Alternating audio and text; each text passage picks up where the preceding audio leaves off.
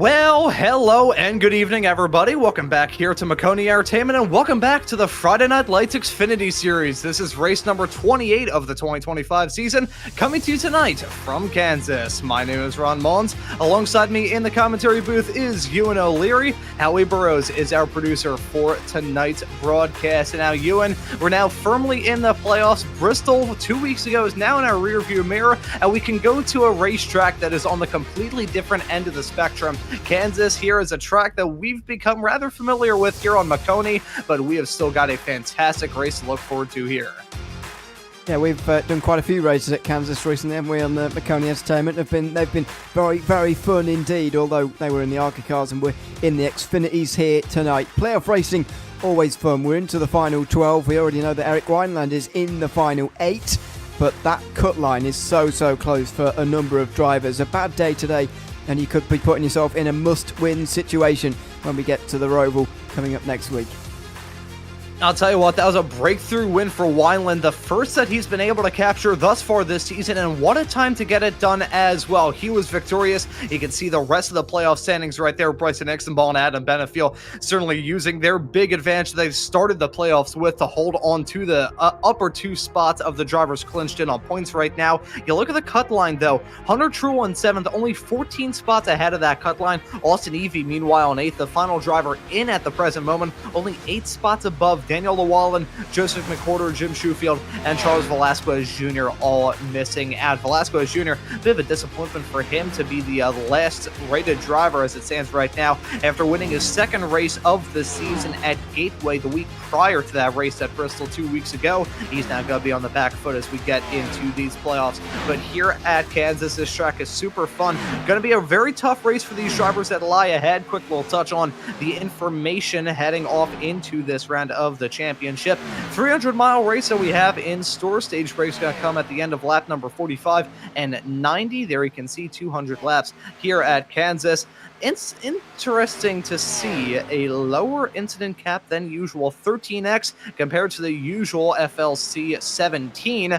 That is going to be rather interesting, and that is actually how it is here in the sim as well. So that is going to be rather fascinating. This track may be an intermediate. You think, oh, it's going to be a smooth, clean race, rather straightforward. That 13x cap may be a bit of a deterrent for some of these racers and may be a real source of trouble in this race ahead tonight.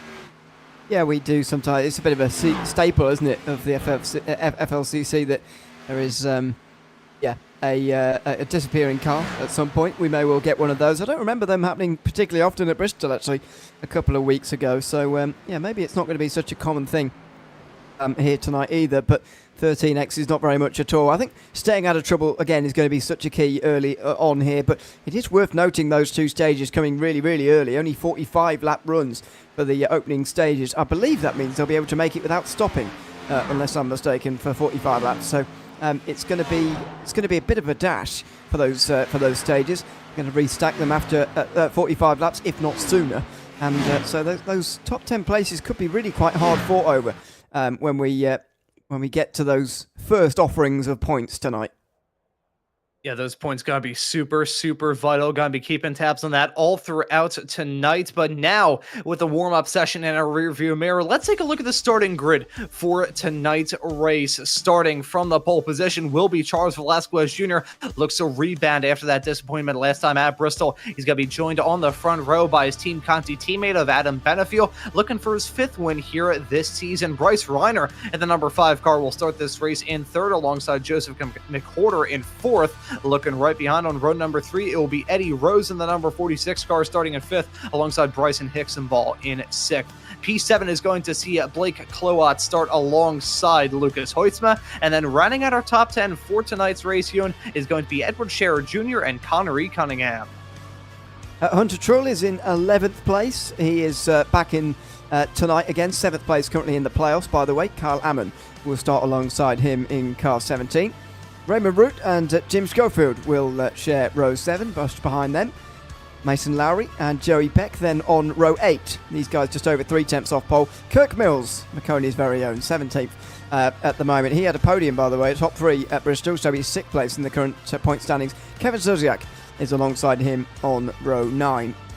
Brandon Hastings and Matthew Boston Wheeler round up the top 20. And then looking right behind, we've got Noah Woods starting this race in 21st alongside Dave Hoytsman in 22nd. Looking right behind, we've got Tanner Marty alongside Jordan Person. Right behind on your 13th row will be Richard Jackson alongside Cliff Mullins. And then looking right behind, continuing on with row number 14 will be Eric Wineland off the back of that win last time at, and Tim Phillips in the 27 car. Jeremy Clapper New will start this race in 29th. Richard Kleinman will start this race in 30th. Daniel Llewellyn will start in P31 alongside Steve Benjamin in P32. Brian Workman will start this race in 33rd alongside Rory Collins, your 34th and last place starter for this race that lies ahead. Got it in time as the field heads their way down the backstretch, off in a 3 and 4 unit. This is going to be a fun yet maybe treacherous night of action for these racers on track. Yes, especially the playoff drivers. You've got to stay out of trouble tonight. Do everything you can to try and get to the end. Maybe get some stage points along the way, but certainly getting some good race points towards the end of this race. That's going to be the key as ever here from Kansas. Yeah, certainly some keys to victory, some keys to do well here tonight. Some drivers looking to go to victory lane, others just looking for a good points night as a green flag is out of Kansas, and the drivers are on their way. Charles Velasquez Jr. going to get a good jump on that inside line, going to try and lead him comfortably down into 1 and 2, but now you look behind, Adam Benefiel having some pressure applied to him by Bryce Reiner on the inside line. Gonna be close quarter stuff between those two as they head their way down the backstretch for the very first time. But Charles Velasquez Jr. doing everything that he needed to do to get off to a good start as they're 3 wide right behind him. You're likely to see this at Kansas, especially early on, a little bit of 3 wide action, but good start at the front of the field from Velasquez Jr. to get out front, and absolutely needs that. 12 points below the cut line coming into tonight as they come into 1 and 2. Once again, good for him to be leading the field early. Yeah, good start for him. He wants to try and right the wrongs that were done last time out, grabbing 2 wins in the regular season. May not seem like much, but that was a rare feat. Only 3 racers were able to do that. It was himself, Adam Benefiel, who got 4, and Bryson Nixonball, who had a mighty regular season. That's part of the reason why he's still 93 points above that cut line as we head off into the second race of the playoff. But Velasquez Jr. holding on to a comfortable cushion as it stands right now. Adam Benefiel, his teammate, slotted in P2, setting the face lap of the race as we're on the process for Velasquez Jr. looking to have the best start that he possibly can, maximize on the day, get some good stage points, and maybe even pick up a W. Side by side for third place here. Joseph McWhorter also coming down the inside, trying to get through. 9 points below the cut line coming into tonight as he gets past Bryce Reimer, the best placed currently of those non-playoff drivers at the moment. Cover 7 of the top 9 positions, which is pretty good going in the 6 of the top 9, I should say. In the race at the moment, looking good for them as they come onto the back straight again. They do get single file a little bit more quickly actually. Maybe I'm too used to seeing the ARCA racing around here, but getting single file early on, getting settled in. Yeah, I think the ARCA car is definitely a bit different than these Xfinity machines, just down to the kind of the fact that the ARCA cars have about as much power as a household appliance. They're quick race cars, but definitely a different style of racing that we're seeing here tonight. The gap's growing up at the front with Velasquez Jr. now trying to extend that gap between himself and Benefiel, as you can nearly see a driver drifting up into that outside wall. I think, unless I'm very much mistaken, that may have been Root who got close there. As side-by-side racing go on with Charles Velasquez Jr. and, my apologies, that's Adam Benefiel and Joseph McWhorter. Velasquez having no part of this, and I think he's very happy about that. A 1-second gap back to this battle with 4 cars all duking out for the final 2 spots on the podium and the final spots inside the top 5. Look at Lucas Hoytsma in the midst of all that as well. That number 97 car been very quick throughout this season and looking to have a good run here at the end. Absolutely. Again, run side by side down the back straight. Again, Hoytsma on the inside of Benefiel and is going to go through. Adam Benefiel's been losing a few places in these last couple of laps, and he is losing some more now as well. Though we have noticed it from a couple of drivers actually a couple of weeks ago at Bristol, especially from Bryson Hicksonborough actually, sort of hanging back early on in the stage, and in the final 10-15 laps, or even a little bit longer at Bristol, just started to make some inroads again. So don't be surprised if this is Benefiel just looking after his tyres for the moment, and he might well return a little bit later to regain some of these places he's losing at the moment.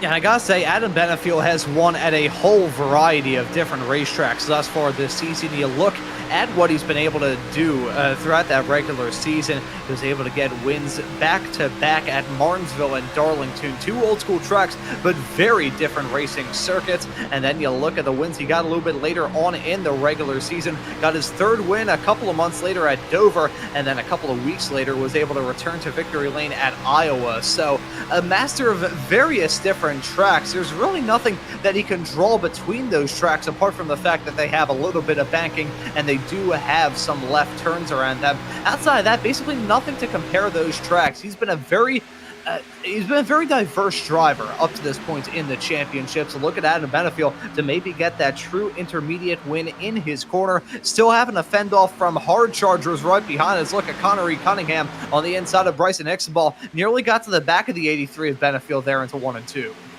I think, it does bode well, though, at those drivers who've done well on multiple types of racetrack coming into this round and these playoffs, especially because, well, the final race is indeed just one race at Phoenix, and that could be a little bit difficult.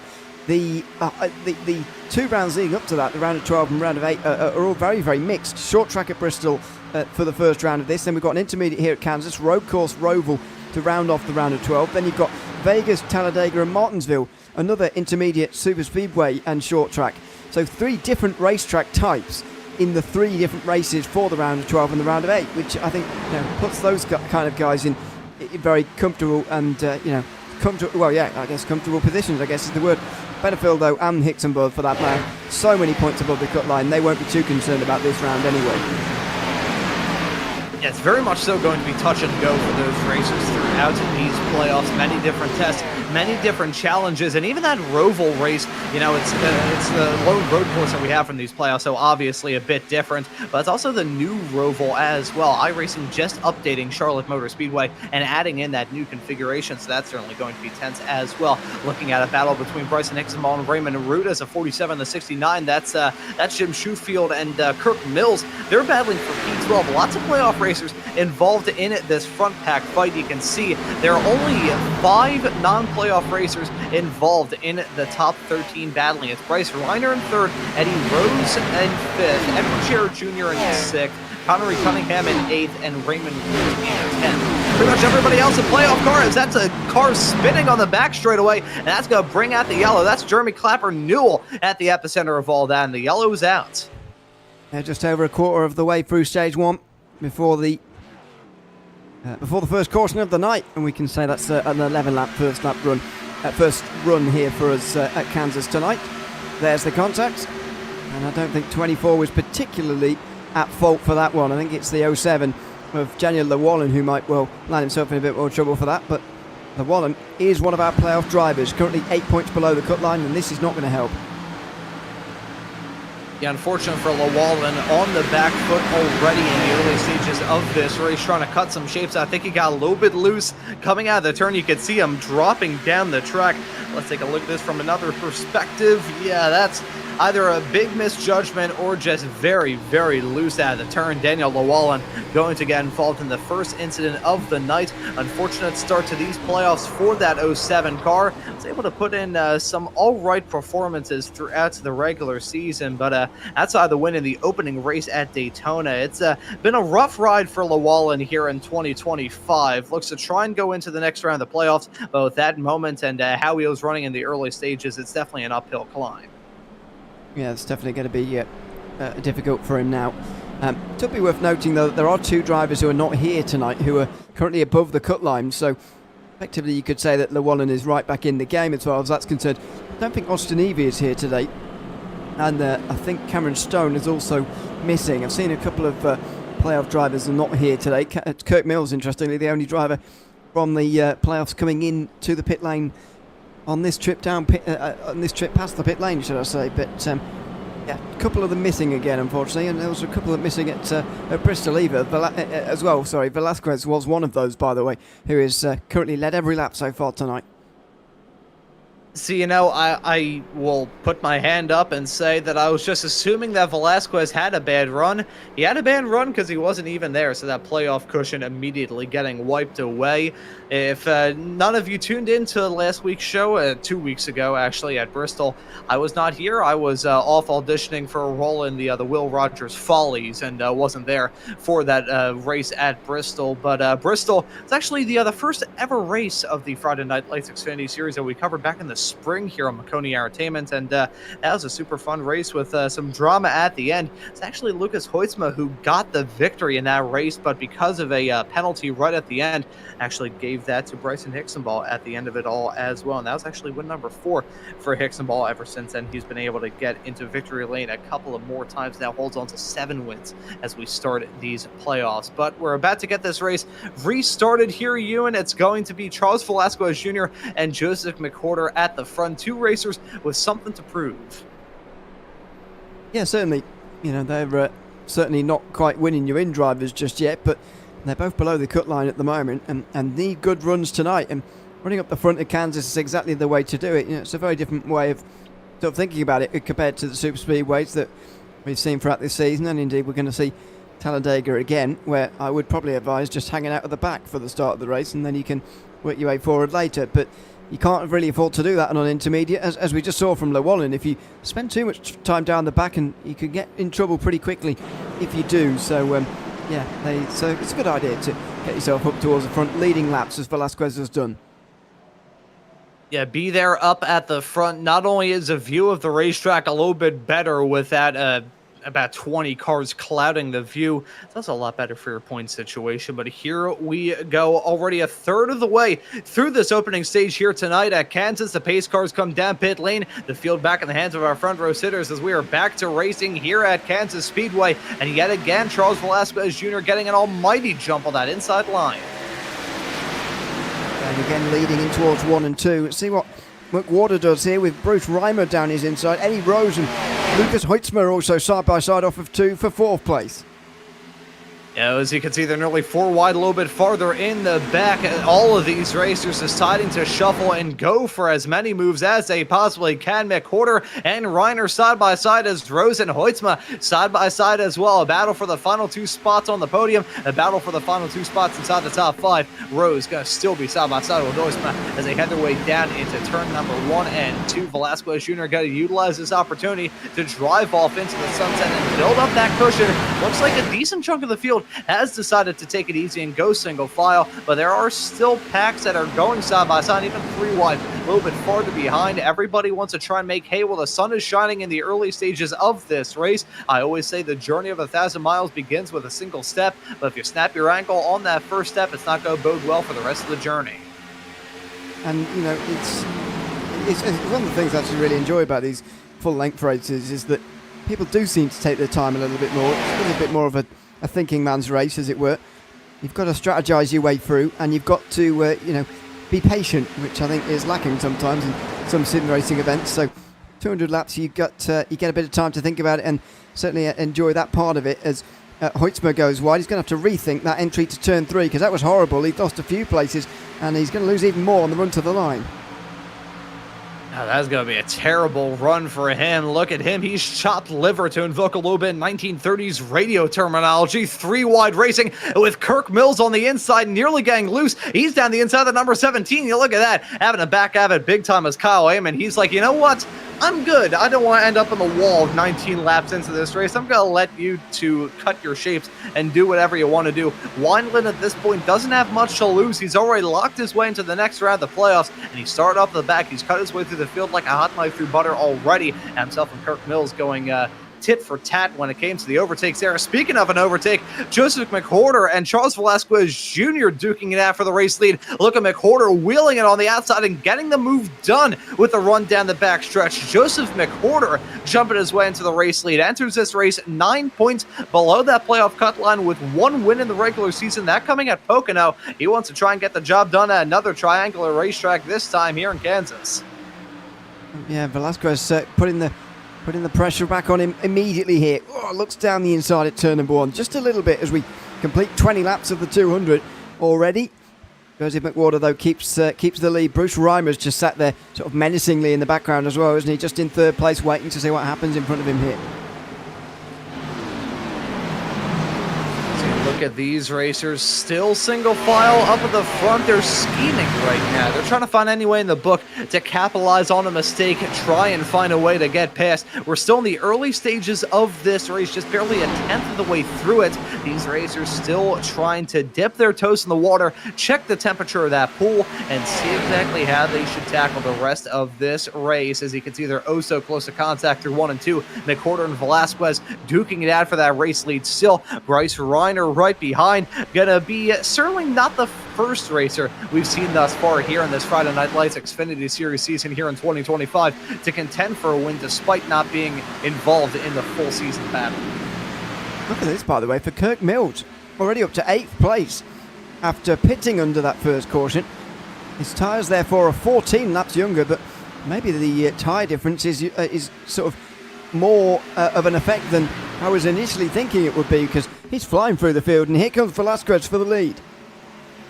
And here we go, side by side once again. Velasquez Jr. said, you know what, I was happy conceding that spot for a little bit, but I want to get that race lead back once again across the line to start lap number 24. Velasquez Jr. running all the way up to the grass as they head their way through the tri-oval, and he's going to be on that inside line. You can see McWhorter closing him up there, keeping him crowded down to the bottom. He's going to keep that momentum rolling. Velasquez Jr. not able to get that move done as you look at the cars a little bit farther behind, not just the 5, but the 46, the 69, and even Adam Benefield a little bit farther in the back as well. This 3-car breakaway is not a breakaway anymore. They've got their own troubles on their hands. Let's look at Kirk Mills trying to get moved on Eddie Rose to jump his way up into 4th. That looks like he's going to get the job done downtown to 1 and 2.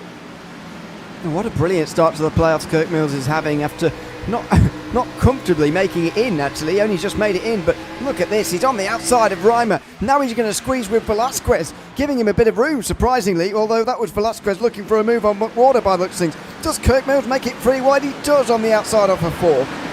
Oh, Kirk is on fire at the moment, and look at him squeezing it out. Basically nothing between the left-hand side of his race car and the inside of the number 73 of McWhorter. That was close quarter stuff, and Mills able to make it work, keeping that momentum rolling on the high side to jump his way up into the race lead. Mills squeezing that gap. It had to have been a couple of inches between himself, the wall, and the 73 of McWhorter, but he made it work, and he's now trying to drive off into the sunset. This is a fantastic performance that we're seeing from Kirk right now, and the racers behind, they're not really responding in kind. They're still involved in their own battles. I think they need to realize, like, hey, look, as much as we're still duking it out, we've got a guy just driving off into the distance in front. And by the way, there's only 19 laps to go to the stage right now, including the one that we've just begun, this lap we've just begun. So this is a big opportunity for Kirk Mills to actually run away from the field and win this first stage. And as I say, what a great start to these playoffs he's having. He's 24 points above the cut line already as a result of a top 3 at Bristol.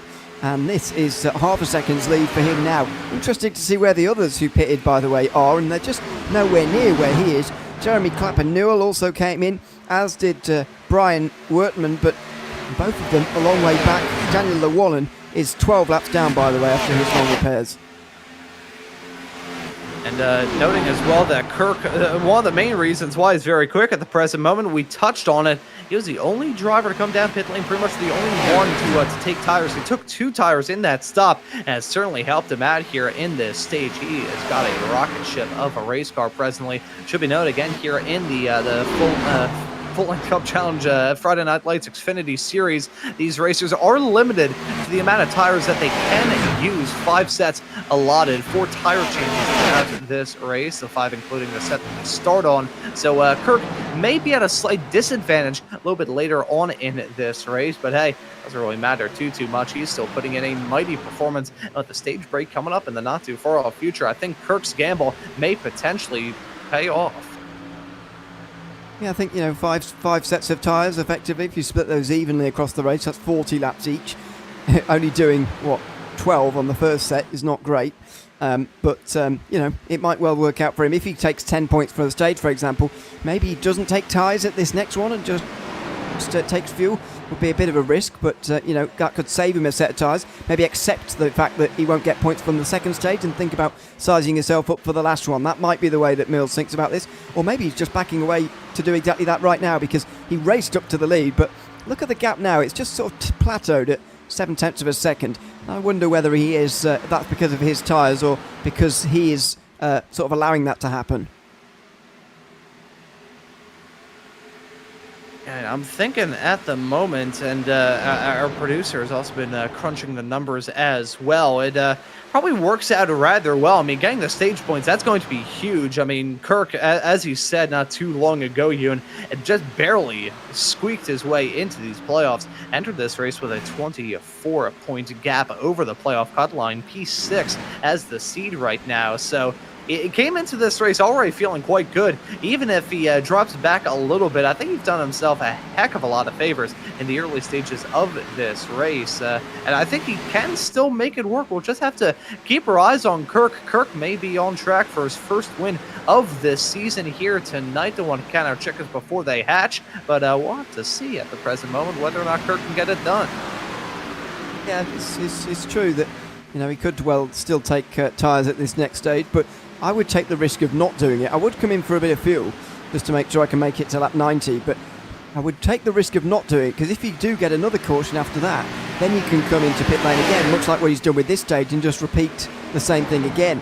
It would take massive bravery of him, because there's 45 laps that could go all the way green to the second stage, and that would even put him at risk of going a lap down, I suppose, and maybe he doesn't want to take that risk, but this has been genius so far. And it's really food for thought for everybody else, I think, because though the tyre drop-off is much more severe than I was expecting, and even 14 laps difference on tyres have made a big difference for Kirk here.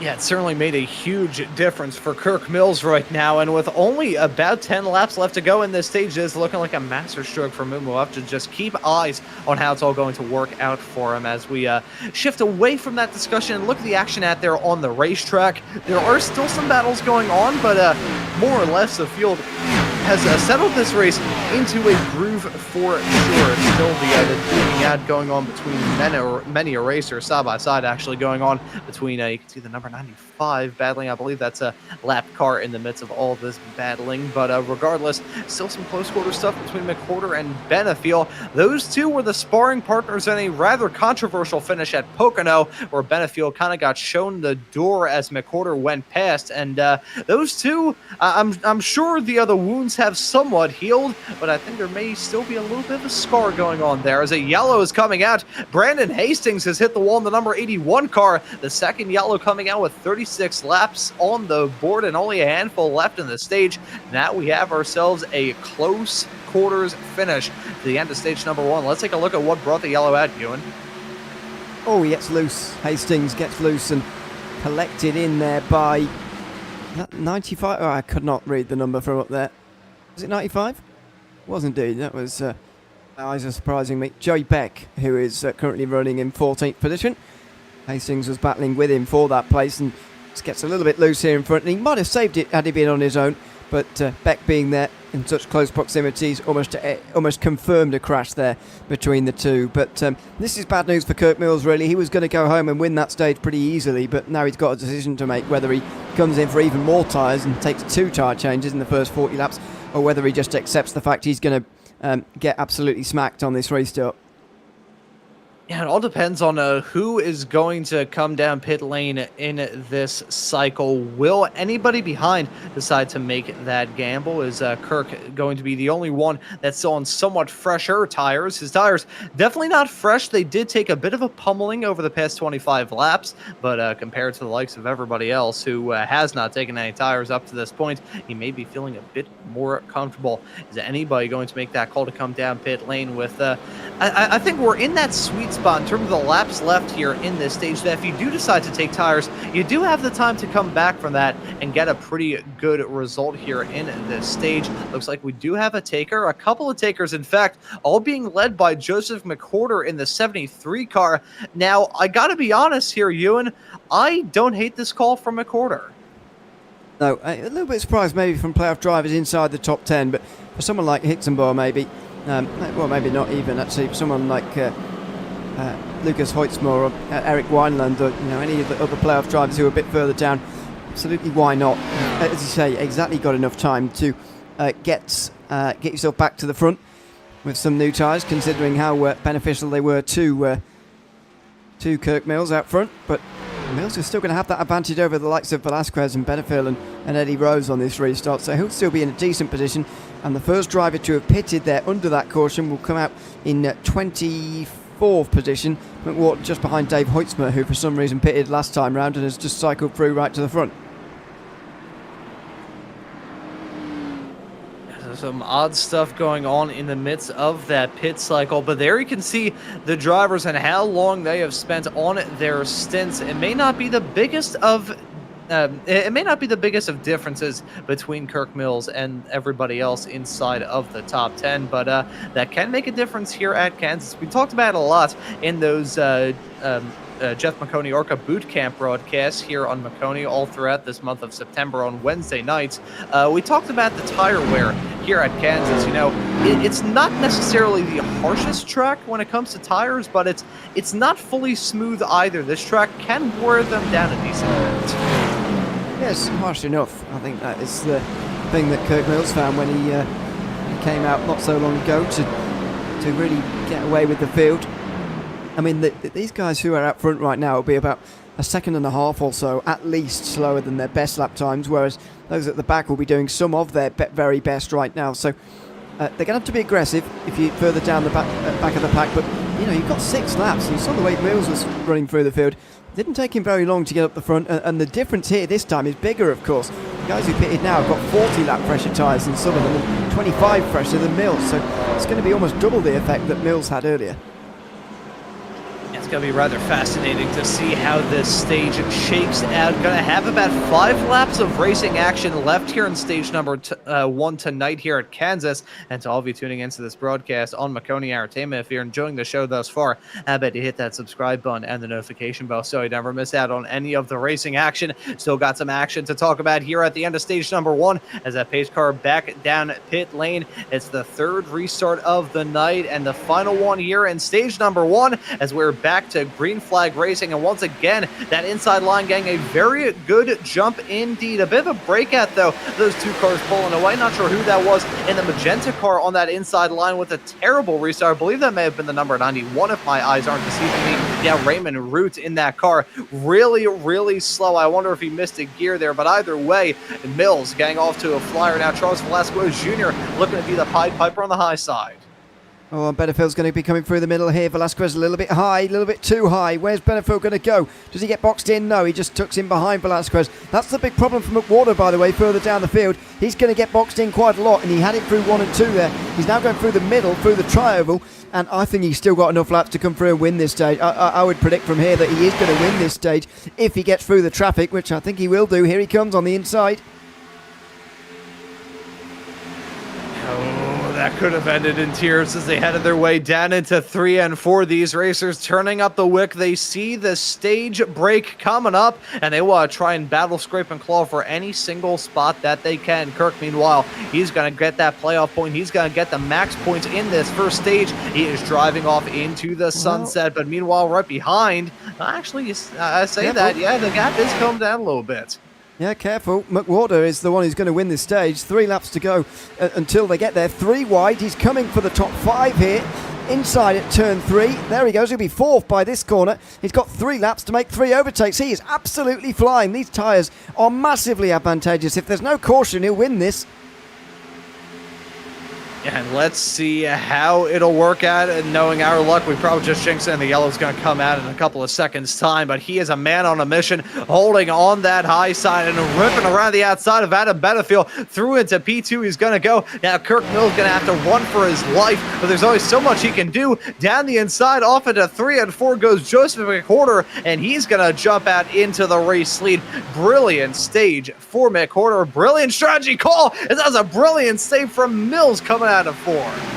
Yeah, McWarden now best placed probably just to save those tyres. Don't take too much out of them over the next 2 laps because you will need them at least for a part of stage 2 coming up in a few moments' time. So you've got the stage win in the bag. Just don't worry about the rest of it for now. Blake Clouat is the next one, by the way. He's just about to get into the top 10, and it's for these playoff drivers now about getting what they can. There seems to be trouble in the background, though, unless that was just from our timing screen. Benefield closing on Mills. The white flag on this stage about to come out. Lap 45 and Benefield looking for second. And here we go, side-by-side racing for that second spot. The leader driving off into the sunset, so this will feel like the battle for the lead of the racers who are on the old tires that are worn down to the canvas. Mills dropping down to P4. Charles Velasquez Jr. and Adam Benefield both getting moves put on them. And now look at Edward Scherer Jr. Those non-playoff drivers going to disrupt this mostly playoff top 12. We saw it not too long ago. Only a smattering of racers who weren't in the playoff discussion were in that pack. But as they come across the line to complete the stage, McWhorter going to get the job done. Adam Benefield going to finish in P2. Charles Velasquez Jr. going to come home in third. As we take a look at your top 10 at the end of that, Kirk Mills is classed in fourth. Edward Scherer Jr., Eddie Rose, Blake Clouat, Hunter Truex, Bryce Reiner, and Raymond Root round at your top 10 at the end of that first stage. Very productive stuff from Joseph McWhorter. Entered this race 9 spots below the cut line. He's now just completely erased that gap and is now 1 point over it. Yeah, and Velasquez will have gotten a lot closer as well. He started the day 12 behind. He's now 8 closer, so 4 behind. But with Austin Evie not here today, Evie will drop out of that top 8. Imagine Cameron Stone will drop somewhere close to that cut line as well. So it's really going to be a big day for the likes of McWhorter, Schofield and Velasquez Jr. And Schofield unfortunately not having quite as good of a day. Currently running in 12th place, didn't get to any stage points there, and that's okay because didn't take any tyres yet. So he'll have those extra set, or that extra set to use later, and he will use one of those sets, I would imagine, under this caution here. Yeah, the strategy content has already been a huge factor in this race up to this point tonight, and now that we have a stage break, there'll be a flood of racers making that call to come down pit lane. I would be shocked if I see anybody stay out. Frankly, I think that would be just about the worst thing that you could do for your race. But Adam Benefield gonna make that turn. Everybody else gonna follow in kind, apart from one. I think that's Blake Clouat in the number 4 car that's gonna stay out there on the racetrack. He'll shake his way out into P2. Very surprised by that move from the driver of the number 4 car. He's put in some good performances. It should be noted as well, hearing from our producer, that Blake Clouat did make the call to come down pit lane in that. Noah Woods in the number 56 car came down pit lane earlier on and is staying out there on the racetrack presently. So now we worry about these racers that are actually down pit lane and who's going to come out with the race lead. Will it be Benefield? Will it be Velasquez Jr.? Will anybody take that 2-tire gamble? I think we do have some takers taking 2 tires. Who's going to come out with the race lead of the racers to come into the pits? It's going to be Charles Velasquez Jr. Benefield still stopped at his pit stall. What's going on with the 83? Very slow on the pit lane. Very slow. More than 10 seconds slow now, and he's still there as he sped leading them on pit lane. That would be a very, very elementary error to make, unfortunately, and not a great time to do it either. I'm not seeing any black flag at the moment, apparently, so must be something else going on here, but I don't know whether he needs a wee or something. I've been there before where you're on the pit lane for a while under caution while you're just relieving yourself. I wonder whether what's going on there, but 54 seconds is final time. It does have the right amount of time to be a black flag, but apparently it isn't. Yeah, so we're not hearing any calls about a black flag. So I gotta wonder whether Adam Benefield got out of the car, went to go have a chicken sandwich, and now one of the team crew members is going to go into that car to drive throughout the rest of the race. And who knows, maybe he's gonna find himself in a Wonder Bread race car a little bit farther down the line. I hope that there's at least one person who got that reference. Don't know what you're talking about. Yeah, I was going to drop in the fact that I think the first ever show that we did you, and I think I made a Monty Python reference, and I remember you said, I'm not really good when it comes to pop culture. That right there was a reference to Talladega Nights. Sorry. Yeah, well, yeah, it's advice that I gave you from the very beginning, and you haven't taken it. So Yeah. your jokes are going to be falling on deaf ears for as long as you make them for while we work together. Adam Benefield does indeed confirm that my theory was indeed correct, and he was getting a bit of weight before this restart. Fair enough. That's we'll run with that, I guess. As there you can see some messages from Howie in the production truck.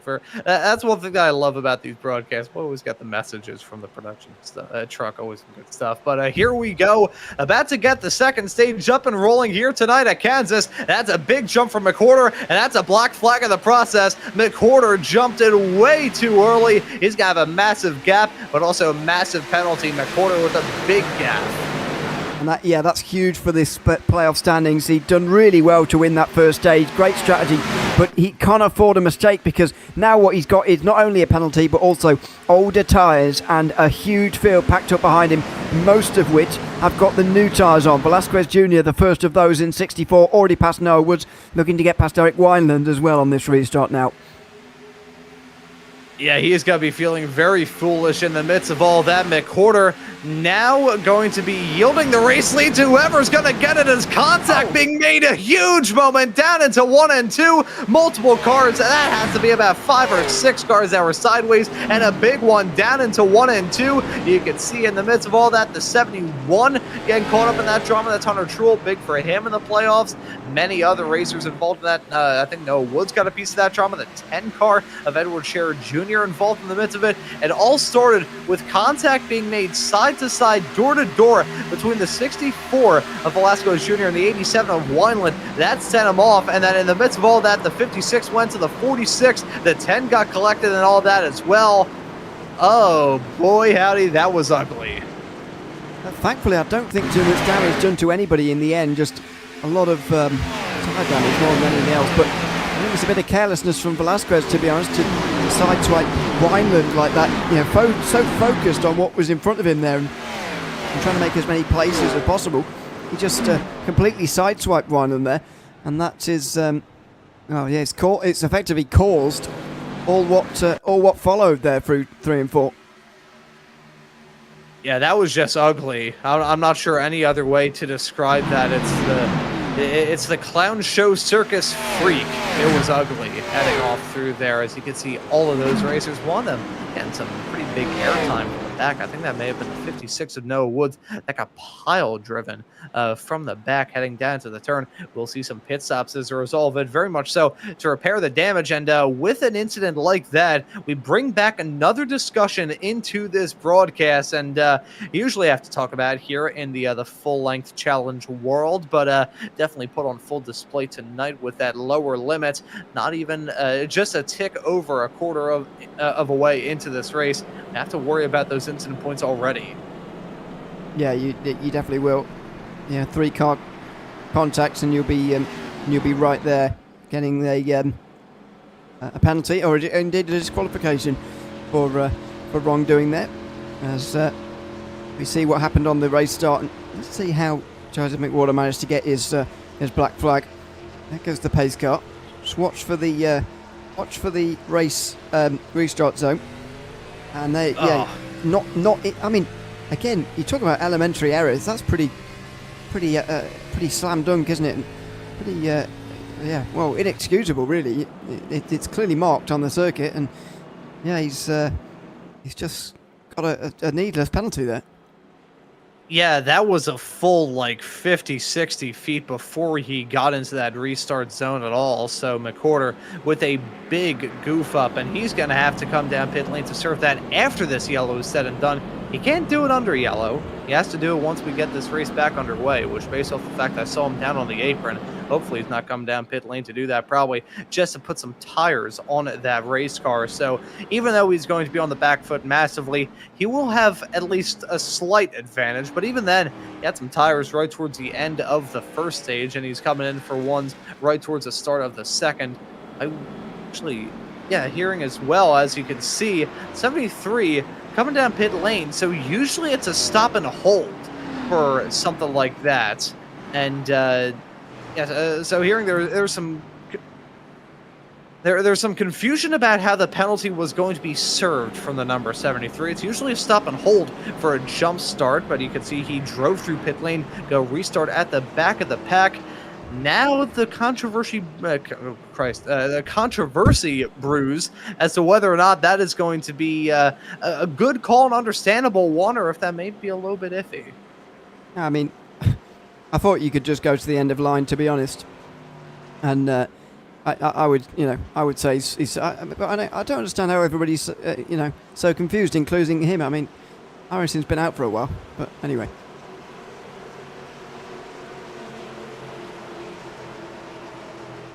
So a very, very odd set of circumstances with that penalty for the number 73. We'll have to see if he comes in to serve yet another hold. But for now, though, we've got a restart to talk about, and that's Charles Velasquez Jr. restarting at the right time, gunning it, and still getting a very good restart. That high side been very slow all throughout tonight, and Blake Kluwat running on those old tires, going to drop down like a stone thrown into a pond. He's now down in third. Make that fourth as Lucas Hoytsma and Eric Wineland going to have a brilliant run on that inside line to jump their way up into the podium spots. As you can see, drivers blinking in and a little bit farther behind, side by side racing involving Hoytsma and Wineland for second and third, and all these racers assigned to duke it out. So off of four, and hopefully this is the start of a longer green flag run. But just to remind you, Eric Wineland and Blake Kluwat still have those slightly older tyres. Now McWater's being sent down pit lane again.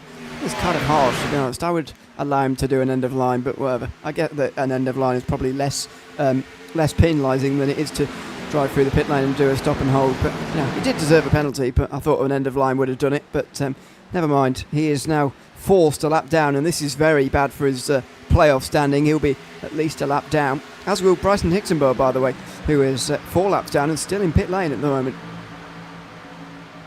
I'm not sure what the deal is for Hicksonbourg, as much as he has a big cushion and frankly is a lock for making the next round. Can't afford to have nights like this, because that would be a big shame for him. I wonder if he has some damage on that race car. That would be a rather shocking development for him, but nonetheless, we've still got some side-by-side and 3-wide action out there on the racetrack. You can see the 73 and the 53 duking it out for a spot a little bit farther in the back. They're nearly 3 wide for a couple of moments, as they're so close to making contact downtown to 1 and 2. And again, it's such an impossible situation, isn't it, when you're a lap car in this situation? McWhorter, though, has got to stay up front as much as he can. But contact and trouble on the backstretch. Oh, and that's Steve Benjamin impacting the inside wall. That may potentially keep us under green, as he went down far below the apron when he spun around. So we remain green here at Kansas, with Velasquez Jr., Hoytsma, and Eric Wineland comprising your podium runners. That was a huge moment for him. Maybe to take a look at a replay to see that drama. We'll take a look at that in a couple of moments' time, as it is still very frenetic out there on the racetrack.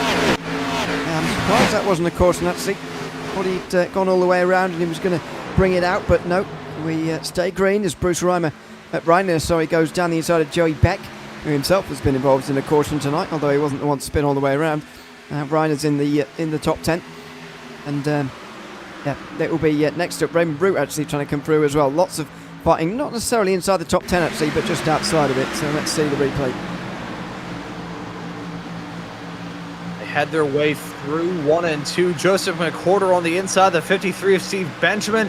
You can see a little bit farther behind, the 53 running off the wall and just idly driving down it to the inside lane and spinning himself off in the process of all that. That was the 82 on the inside of all of that. Not entirely sure who that is. We're hearing it's Cliff Mullins in the 82 car. My apologies here, folks. And you can see, Benjamin really just did that to himself, if I'm being honest.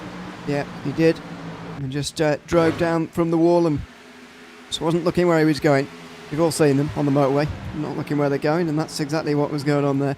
By the looks of things, just at a higher speed. So don't want to say he deserved to spin all the way around and get damaged like that, because he's in the pit lane, and that's a very harsh penalty for quite a minor infraction, really. But he certainly wasn't paying enough attention, and now he's down the back of the field at multiple laps down. And as I was saying at the time, actually, before that incident, McWhorter has a real incentive to stay up here at the moment, and others may be annoyed at him, but they'll understand.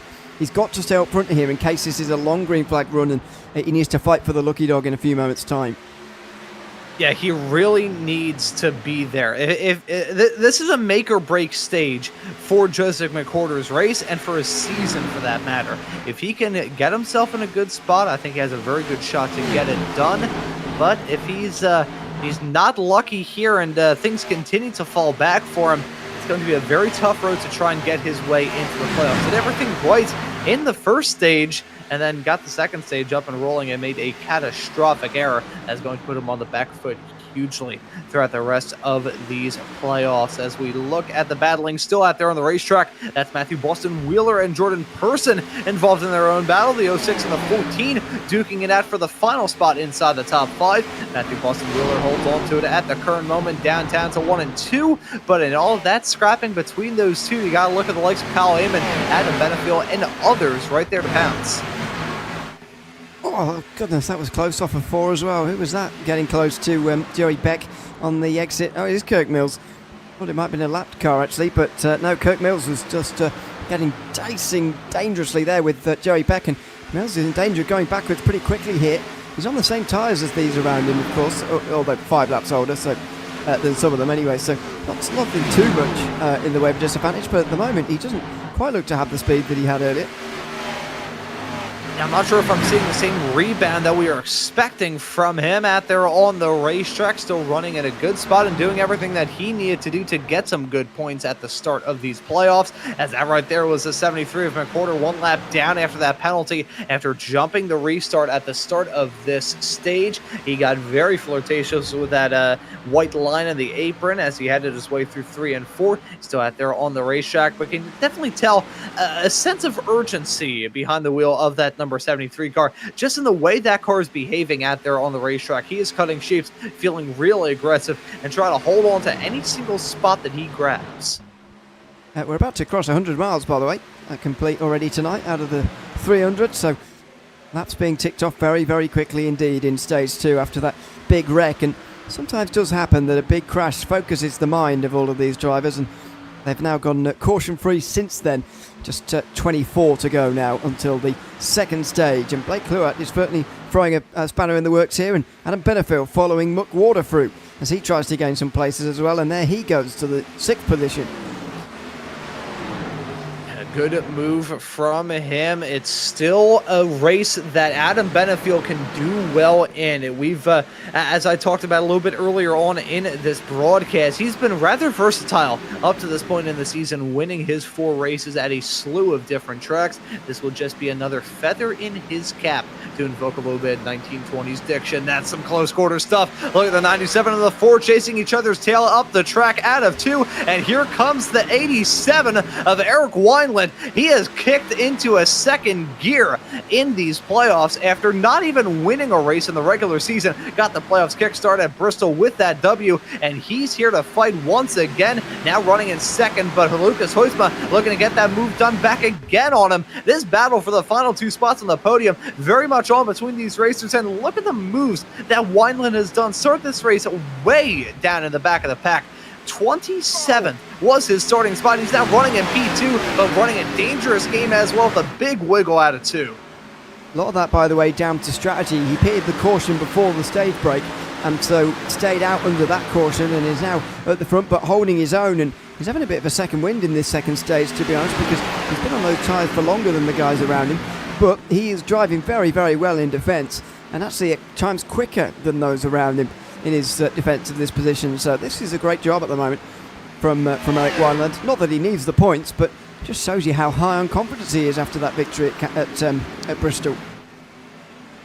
A win can really elevate your season. It can elevate your mood. It can be a complete game changer, and it certainly has been for Wineland. As I said a few moments ago, I have seen that number 87 driver kick it into top gear as we've gone into these playoffs. Awesome stuff to see from him right now as we look right in front of this battle still going on between the 97, the 83, and the 4s. That's Hoytsma, Benefield, and Cluart battling for those final few spots inside the top 5. You see the number 73 of Joseph McWhorter at the epicenter of all of that. What makes that penalty that he picked up not too terribly long ago so frustrating is the fact he's got a clean race car. He's got a good, fast race car behind him, and frankly, if if he didn't pick up that penalty, I think he would probably be giving Charles Velasquez Jr. a rather hard time up the front, and did so well in that first stage, showed the pace, nailed that strategy, and that was nailing the wall on the high side there. That was Lucas Hoisma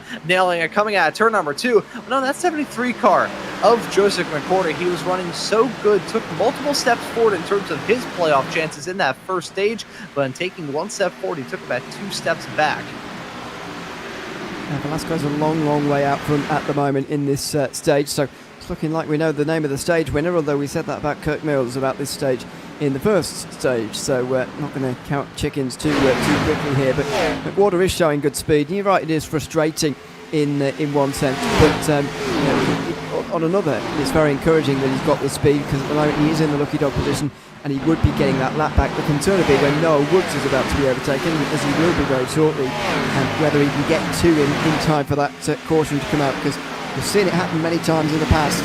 The frustration of just being jammed one lap down, it just never seems to end when things are not going your way. If you go one lap down, there's 2 ways that can go. You can either rebound like the number 73 of McWhorter is looking to do, or it can just be the start of a snowball rolling down the hill. It's going to gain speed, gain momentum, and get bigger and bigger until eventually it hits the bottom of that hill and either strikes you and a loved one, or it just runs straight into your log cabin. So we'll have to see if that number 73 car is going to be able to rebound too well, or if this is just the start of something bad, as Benefiel and Wineland duking it out for P2 and P3. They're side by side off through 1 and 2. McWhorter driving off into the sunset, as these two still have their own battle to talk about. Riding on board now with Eric Wineland in that number 87 car. You can see the speeds that he's hitting off through these turns. 159 miles an hour, the minimum speed, off through 3 and 4. A bit of a wiggle from the 83 of Benefiel right in front. Benefiel still looking to keep the draft going from that 73. We talked about a lot in those ARCA races that we've been covering as of late here on Maconi Entertainment at this track. These Xfinity cars, you can still get a big benefit at this place from the draft. Absolutely massive draft benefit. It's proper intermediate circuit, and it's been a lot of fun to watch these races at Kansas this month on Maconi Entertainment. It's been different racing here tonight so far in the Xfinities, but we're still going to have a very good race, I'm sure, for whatever positions it may be, maybe even for the race victory. Although if Velasquez Jr. takes on such a pace as he is right now, then it's going to be less of a battle for the win, that is for sure. But we'll see what happens in that final stage, because there's at least one more caution yet to come. That's guaranteed to come at lap 90, as we are about to see.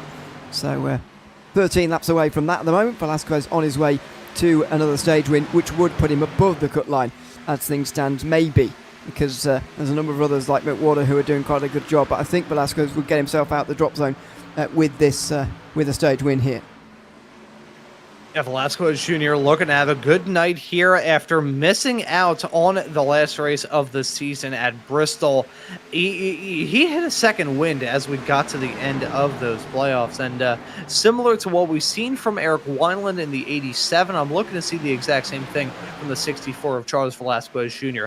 Keep the momentum rolling, get that wind, and get a lot of wind in your sails. We'll see if he's going to be able to blow his way into a 3rd win this season. Still in a very exclusive club of just 3 drivers from this season to get multiple wins. You can see 3 wide action right beyond Matthew Boston Wheeler. That's the 91, the 95, and the 71. It was Joey Beck nearly running into the back of Hunter Truex as they headed their way off through turns number 1 and 2. Very close quarter stuff all throughout this field, despite the fact that we are firmly in it to the second stage, and we still have some close quarter stuff. It has been a very clean second stage, it must be said. Yeah, very much so. After the big pile-up we saw through 1 and 2, as I said at the time, it sort of shocks everybody into driving a little bit better and driving a little bit more cleanly. Or at least it seems to have had that effect here tonight so far. So it's a good job from everybody that they've managed that. As we look up and down the field, there is just racing absolutely everywhere at the moment. This is further up towards the front as Bryce Reiner is the best placed of the non-playoff drivers. Oh, that's close. That was tight there as Steve Benjamin, back out on the circuit after a 10-minute repair, is just trying to stay out of everybody's way. Yeah, Benjamin still making sure his car is driving the right way. The wheels aren't bolted on sideways, and he isn't driving a tub full of lard. As you can see, a car blinking in and out there a little bit farther behind. Hunter Truex still battling with Joey Beck, as that's the 87 of Eric Wineland, getting way too flirtatious with that outside safer barrier. He's going to get a little bit of a wiggle on and lose out on that P3 battle between himself and Bryce Reiner. Side-by-side racing with the 91 and the 06. That's Matthew Boston Wheeler duking it out with Raymond Root. Root has been at the epicenter of a lot of drama thus far here tonight, but despite that, he's had a rather tame evening to this point right now. Still holding on to his spot firmly inside the top 10, still duking it out in that battle for P7, a battle which he has now just won, and he's right behind Lucas Hoytsma as well. So keep an eye on Raymond Root, maybe not on track for a win, but on track for a pretty good night here at Kansas. Yeah, absolutely, and that's all you can hope for as a non-playoff driver. I think it's very difficult actually when you're up against lots of playoff drivers and you're not one of those yourself to actually win races and get good results. Actually, you, in the one hand, feel like you're almost getting in their way a little bit, and the others have sort of got that extra motivation that you simply don't have in this postseason, and so it can be very, very difficult. But it's a good run so far from Root, and indeed the 5 of the other 4 drivers who are inside the top 10 at the moment. He's going to be taking some stage points all the way down to Joey Beck, who's currently in 10th place, the last driver inside that top 10, but also Bryce Reiner as well, who's probably having the best, he is having the best of the non-playoff driver runs at the moment. 7 to go, including the one they've just begun of this stage, and he's relatively comfortably third. Still running in a good zone right now. Keep an eye on Bryce Reiner to maybe be another upset. We've seen many a one-time race winner, both drivers running full-time for the championship here in this series, and others who are just popping in from now and then, either drivers who run the full-length Cup Challenge that you can catch here on Maconi Entertainment every single Saturday night, or just racers looking to have some fun and have a fun Friday night. We've seen a lot of different first-time winners, one-time winners up to this point, and Bryce Reiner may potentially join that club here this evening. Keep an eye on him as he occupies that spot on the podium. We look at this battle involving the 87 and the 4. That is still close quarter stuff with Eric Wineland and Blake Kluot. Kluot, who's been rather impressive in his brief time thus far here in this series. Joined not too long ago, and since then was able to get a win on the road course at Watkins Glen and put in some other rather impressive results of note. So the Ford car has been pretty all right. Yeah, absolutely. One of those non-playoff drivers doing a good job at the moment. Wineland's still under pressure, and Wineland, I think, has actually held off very well actually on some very old tyres. I mean, he's got 14 lap older tyres than what Bryce Reiner has at the moment, and admittedly a lot of those laps were under caution, about half of those laps, but nevertheless it's an impressive job at the moment from Wineland, who's under pressure from Kluat here, as is Hoytsma, trying to hold off Raymond Root. You saw him just dive to the inside there. Hoytsma has been pretty anonymous in stage 1, but he's picking up 5 points as it stands in stage 2.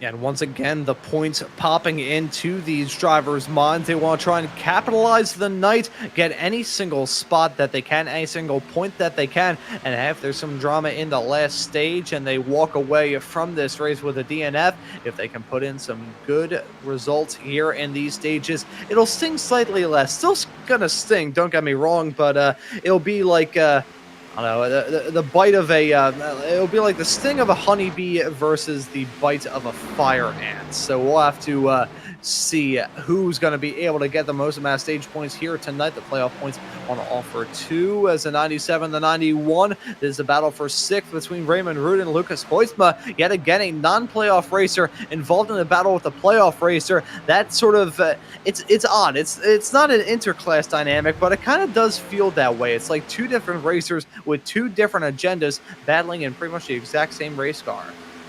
Yeah, it does, and it's what makes, again, the playoffs so interesting in the round of 12, especially when you've got so much of a percentage of the field playoff drivers. In fact, over a third of them, although one of them seems to be out of the race. Preston Hixenbaugh has been in the pit lane for over 22 minutes since that big pile-up at the beginning of stage 2. We're on the last lap now, though, of the second stage, and Charles Velasquez Jr. has just done an astonishing job to dominate here. He's nearly 5 seconds clear and he's going to win this stage. Eddie Rose just in front, by the way, needs to stay on the lead lap for Joseph Waters' sake, otherwise he's not going to get the lucky dog. Yeah, it looks like it will remain Linus Stern with Charles Velasquez Jr.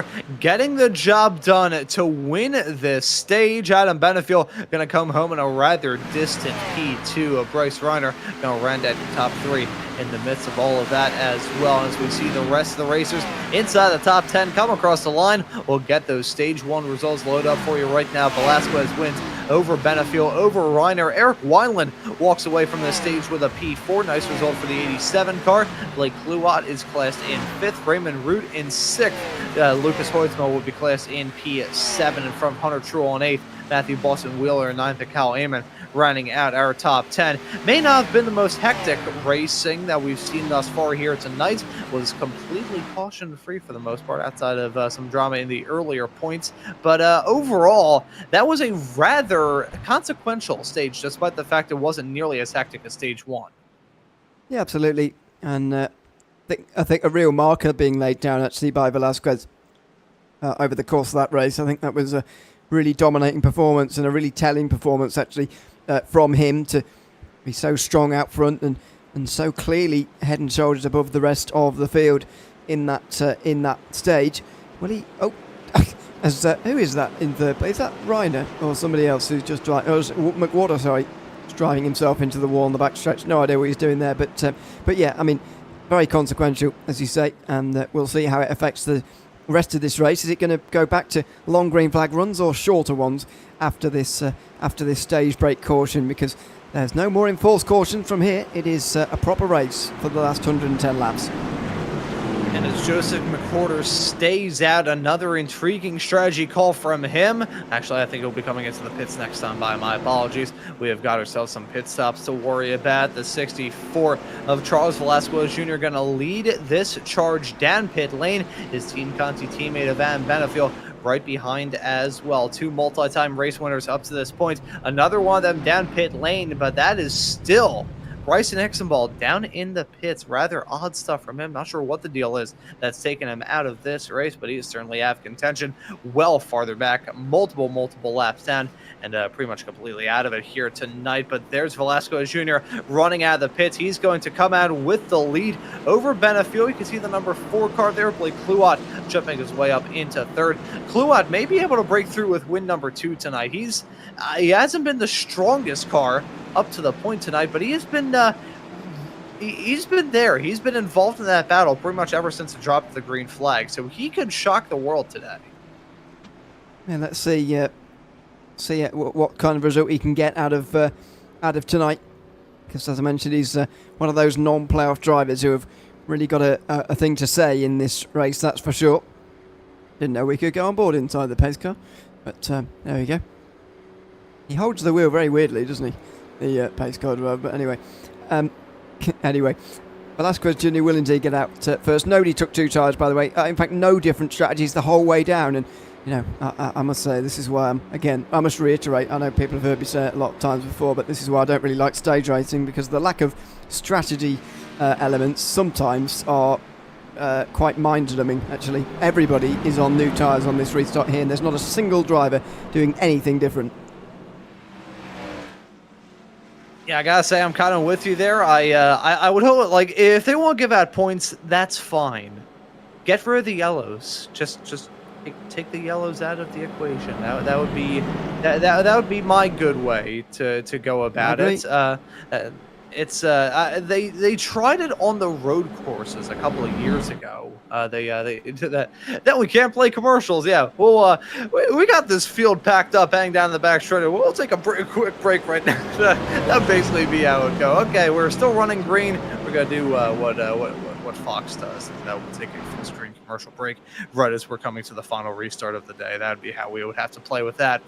I wish they didn't have the yellows, at least on the road courses, just because those last 50 years, I say this as a fan of IMSA, those yellows are so long. I'm pretty sure I've grown gray hairs under yellows on road courses. But here we go. We have got ourselves another restart tonight with the green flag back at the drivers back on their way, and we have got the final stage up and rolling here at Cat Kansas once again. Charles Velasquez Jr. with a big jump there. Doesn't pick up the penalty, just picks up the race lead. Side-by-side racing right behind him, following Blake Kluart and Adam Benefield. Yeah, great race between the two off of two, and Benefield's going to get his nose in front down the backstretch here into turn 3. Outside again, he's going to try and squeeze Kluart as much as possible. One and going for a little bit of a higher line, but Benefield's going to get the exit and he's going to get second. As these racers try and get this final stage into a groove, they're still going to jump at any single opportunity they have to make up some time, make up some spots, and try and maximize their points haul. Side-by-side racing with the 87 and the 97, two drivers in very different cases. Eric Wineland already punched his ticket into the next round of the playoffs last time at Bristol 2 weeks ago, but right alongside him is Lucas Hoytma, who, despite being quick at many points in time, not been able to really get a lot of points. Only grabbed one win during that regular season, and as it stands entering off into this race, he was above that cut line, 31 points above the cut line to be a bit more precise, but I think he wants to grow on that gap just a little bit more. Yeah, it looks like it. I mean, you've just got to do that in the round of 12, especially. It's not necessarily about winning.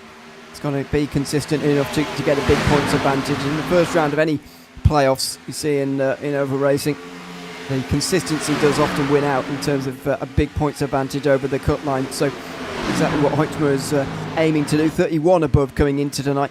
Doesn't need to set the world on fire by any means. Adam Benefield is putting some pressure on Velasquez here again, by the way. Much stronger restart from him at the beginning of the final stage. And a good start for many of these racers to get this final portion of the race up and rolling. We think about the drama we've seen thus far. We're not even at the halfway mark of this race, although we certainly are getting very, very close to it now. 102 laps left to go here from Kansas Speedway. As you look at the 5 and the 4, that's a battle for P3 right now. Very odd how that works out with the numbers, but Reiner trying to hold off any sort of challenge that Blake Kluart tries to throw his way. Meanwhile, you look at the playoff drivers of Eric Wineland, Hunter Truex, and Lucas Hoytma running right behind these racers as well. I gotta wonder what the strategy call is going to be from Hunter Truex. He's had a pretty up and down season up to this point. Enters this race just barely inside the playoffs, 14 above that cut line, entering this race here at Kansas tonight. And despite the fact that he did pretty all right in the Dash for Cash, wasn't able to get a win throughout the regular season, but maybe this is the time to turn over a new leaf and get some really good results. Yeah, I think it's notable though in this race that he didn't actually pick up any stage points as far as I'm aware. If he did pick any up, then he didn't pick very many, and so some of those behind him will have been doing a very good job at picking those up, at likes of McWhorter and Velasquez especially. He'll be now flirting dangerously close with that cut line, so it's a good job he's running in the top 5 or top 10 and knocking on the door of a top 5 at the moment, Hunter Truex, because he would be in danger of dropping below the cut line heading into the oval if he's not too careful, and if he doesn't trust his road course skills particularly, then he could be in a bit of trouble with that final round.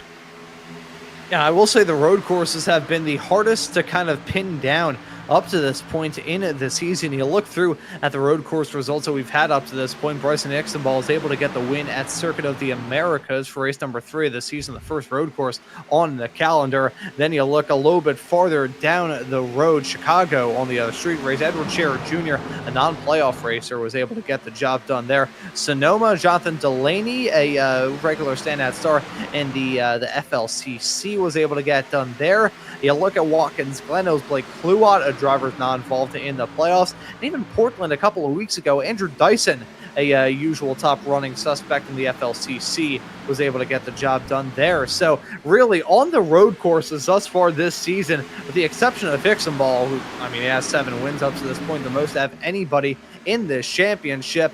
It's really been, I can't even say feast or famine, it's just been a famine for the other playoff racers and the drivers who are usually running full-time in this series. When you've got a driver winning so much, it just doesn't surprise you that some of the others are going to start missing out, even if you've got some very strong runners over the course of the season. Doesn't surprise you at all, really, given the season that we've seen. So this is a particular chance here tonight, having to take advantage of that. The fact that Bryson Ixtenball is going to be way down and looks to be out of this race. I mean, he's not going to be dragged into a fight to make it into the round of 8, but the fact he's not here is opening the door for somebody else. Less so Benefiel, who's another one of the favourites, I think, to take the title alongside Hickson, but I think those two are clear favourites. But Velasquez at the moment has led a lot of laps, and he's in a big chance here tonight of taking a victory and getting himself into the round of 8 as well, and the confidence that goes with that as well. Yeah, I think the phrase of the night will be doing yourself a lot of favors. These racers looking to do themselves a lot of favors, give themselves the best leg up. Here in the playoffs, there's not really an opportunity to falter, especially for some of those who know that they're going to be skipping out on next week's race, maybe know that they had to skip out on this race, or weren't even here last time out of Bristol. You got to put yourself in the best spots, not really worry about anybody else, and maybe have a little bit of selfish driving as well. The playoffs kind of breed a little bit of selfishness in a racing driver, and I say this as someone who spent 10 years of his life in karts, still about half of it in karts, mind you. I was a selfish prick back when I was in karts. You get the feeling that racing drivers have to be like that sometimes, somehow. But there you go.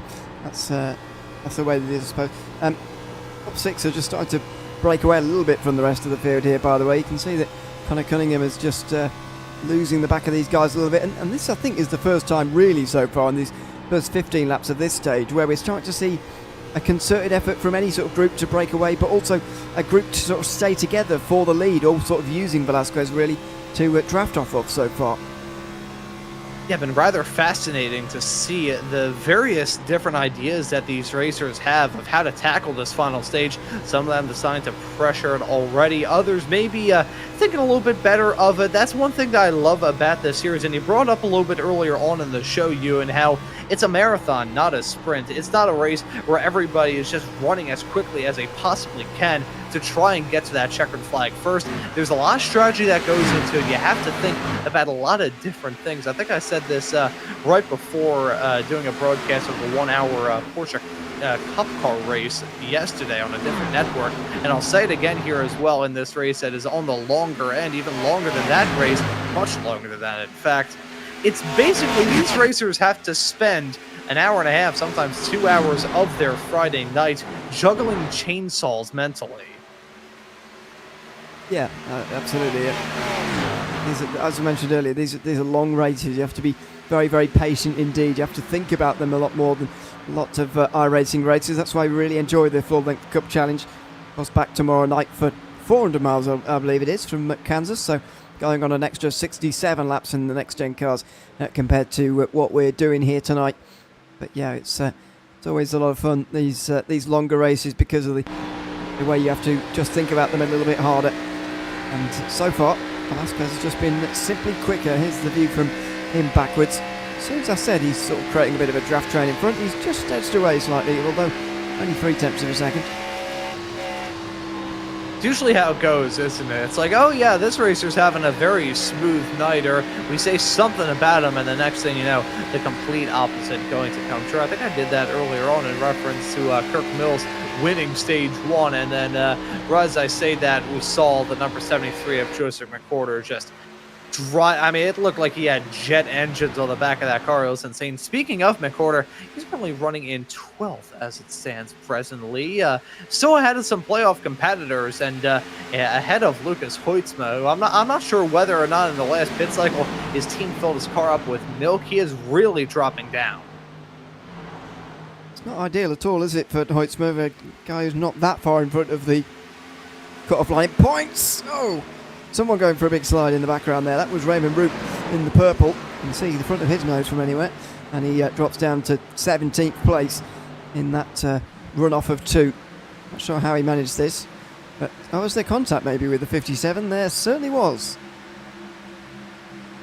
It got a bit physical as they added their way onto the back straightaway. The 91 rejoins the racetrack without any further incident. But definitely a bit of an odd moment down in there as saw that moment down onto the back straightaway. We jump back to the live action, and this battle that is still rather close up at the front between the two Team Conti teammates of Adam Benefiel and Charles Velasquez Jr.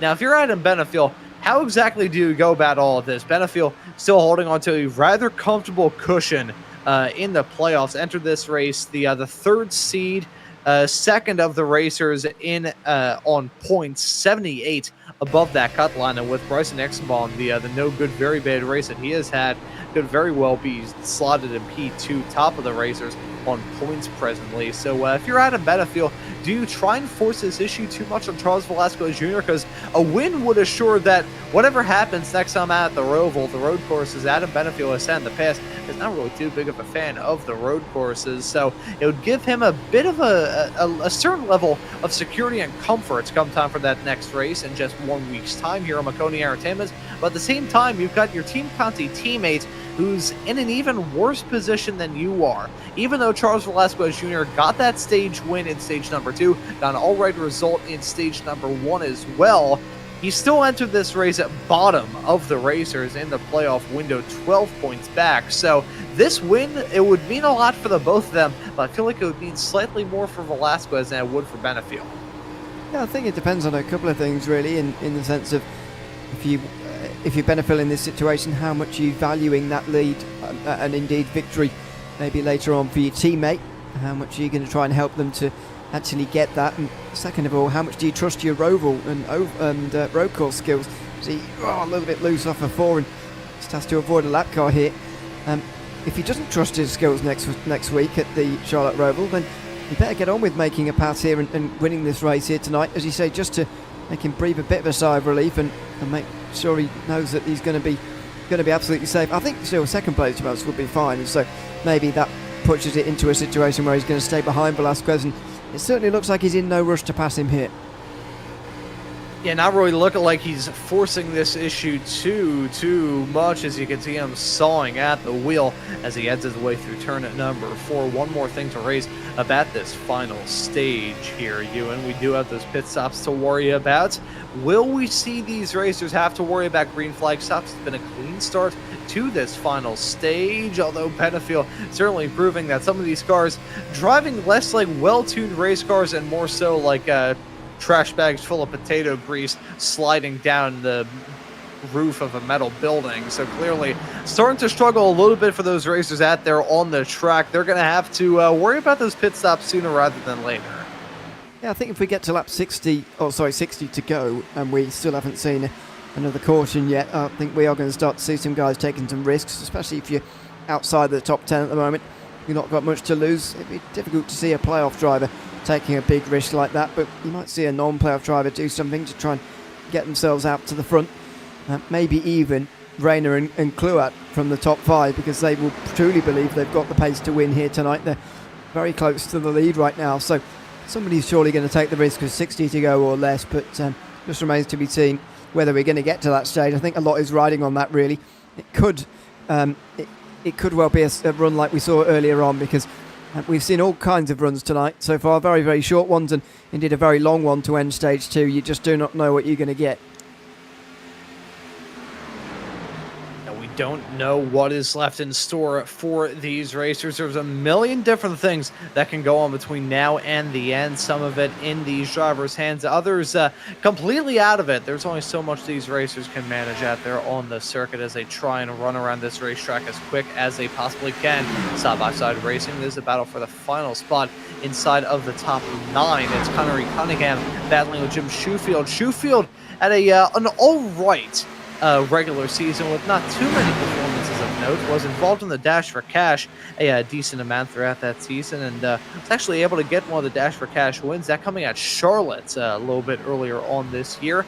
But as it stands presently, it's running smooth, running all right, and trying to get that move done still to jump his way up into 9th as Connery Cunningham very close, making side-to-side contact with him as they headed their way through 3 and 4. Seen so much of that so far here tonight, although it is an intermediate circuit. It's not the widest circuit in the world. It's no auto club or whatever. It's very, very, very narrow in that sense. So we do see a lot of that ball rubbing, putting him into 3 and 4, a little bit lower than Schofield just in front. He has certainly been gaining the places recently. as we go up to Eric Wineland. Meantime, gained a lot through a strategy call in stage 2, and he's showing that it's not just a fluke, and he does have the speed to run up here. Here he goes looking for 4th. And there we see the move from Wineland. He clears the 4 of Blake Kluwat to jump his way up in a P4. So Wineland still putting on a very good performance. You know, despite the fact that he's had that win, he's still pushing the limit, which I got to respect. It's nice to see these racers say, you know what? Even though even though I got this win, I can afford to just take it easy, hold on to any sort of spot that I can, and just keep a clean race car and make sure I don't DNF. No, he's out here saying, you know what? I got that win. I'm not going to race like a total jackbutt. I'm not going to put people into the fence just because I have a checkered flag.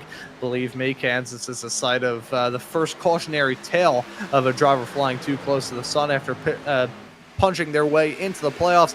I don't believe Eric Wineland has spun somebody for the race lead. I don't think he's going to get wrecked at Martinsville. So Wineland putting in a good performance I'd like to see out of a playoff racer. One of those classic moments of the NASCAR world. I think that was my first ever season watching NASCAR, by the way. As a strange British child, I was enjoying that in the evenings. But anyway. There goes Truel ahead of Blake Kluwat, who has just lost a bit of speed on the long run here. I wonder if he has not quite got a long run car, because this run now is 30 laps, and yeah, this is a serious run, and Kluwat seems to be getting slower as it goes on. I'm trying to think of the same sort of situation I was in. The first distinct memory I have of watching NASCAR was, I think, the year that Danica started from the pole at the Daytona 500, the one time in her NASCAR Cup career that she was able to start from the pole.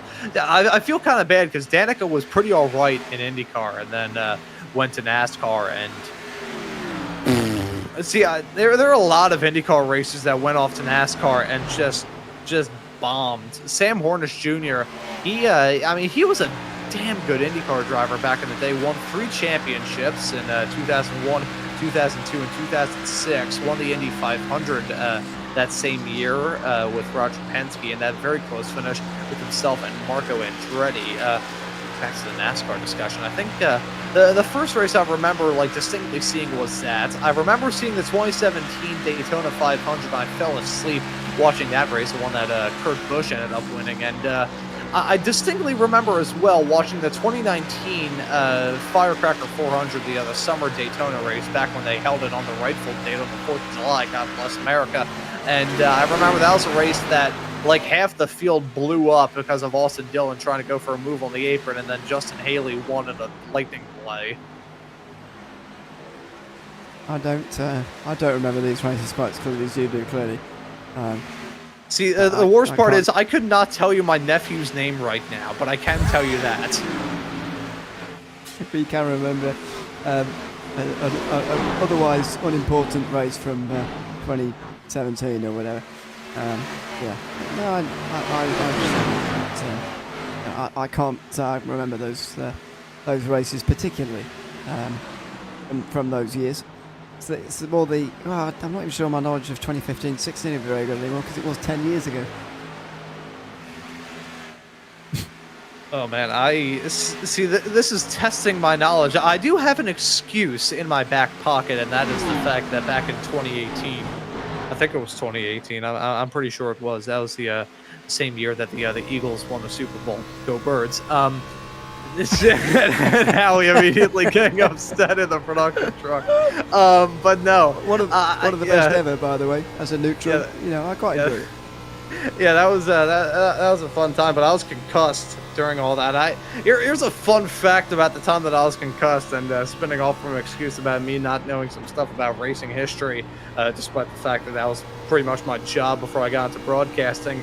First, yeah, there you go. You have a New York Jets. See, all of this can end right now because Howie in the production truck can control whether or not my microphone actually goes out on the air or not. So that's at the hands and the whim of Howie in the production truck. But no, I accidentally made a Deflategate joke without even realizing it. According to my dad, we were going to the doctor after I my internet. Oh boy. Don't know how. I'm not touching on that. Yeah, I was coming.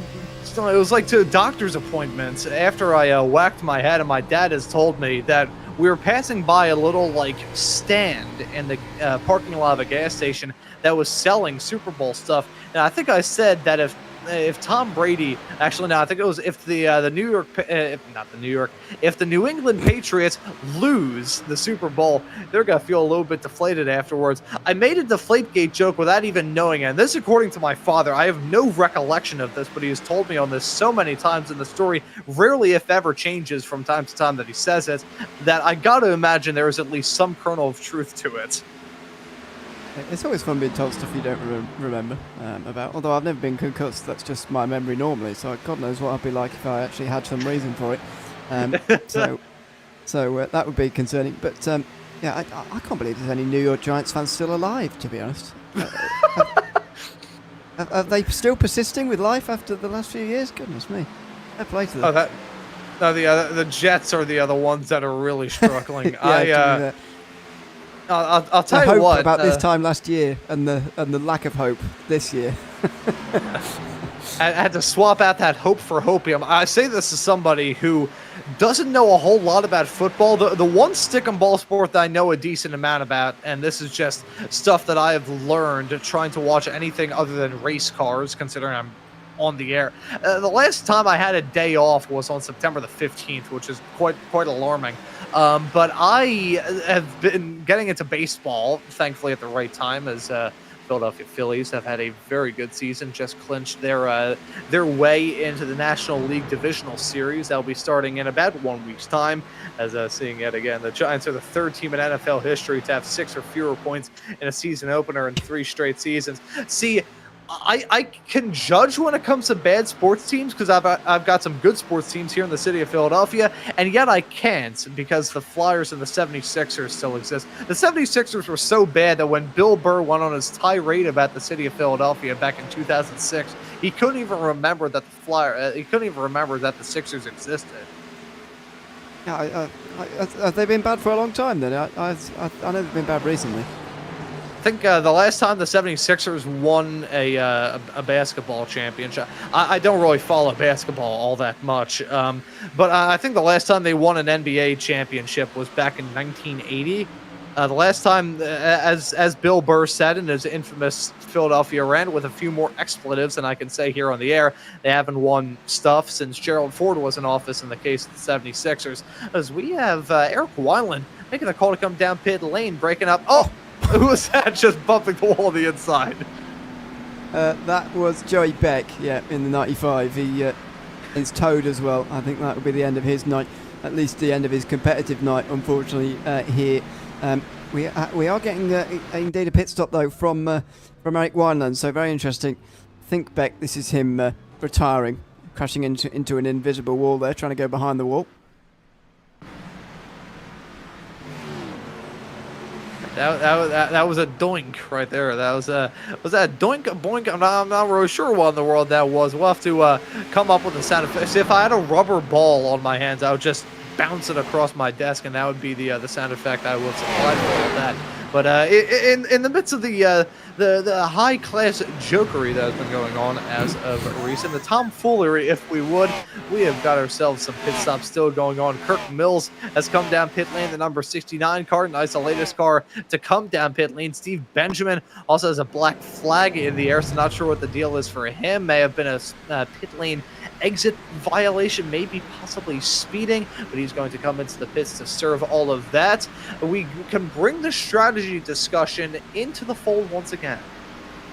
Absolutely, and that is a great thing. I mentioned that around 60 to go they'd start thinking about it, but actually they've gone earlier than I thought they would. Kirk Mills has decided to come in now as well as Eric Wineland, but as soon as one person jumps, you've all kind of got to go. I don't know whether that's Mills' last tyre change, though. It's his 4th stop.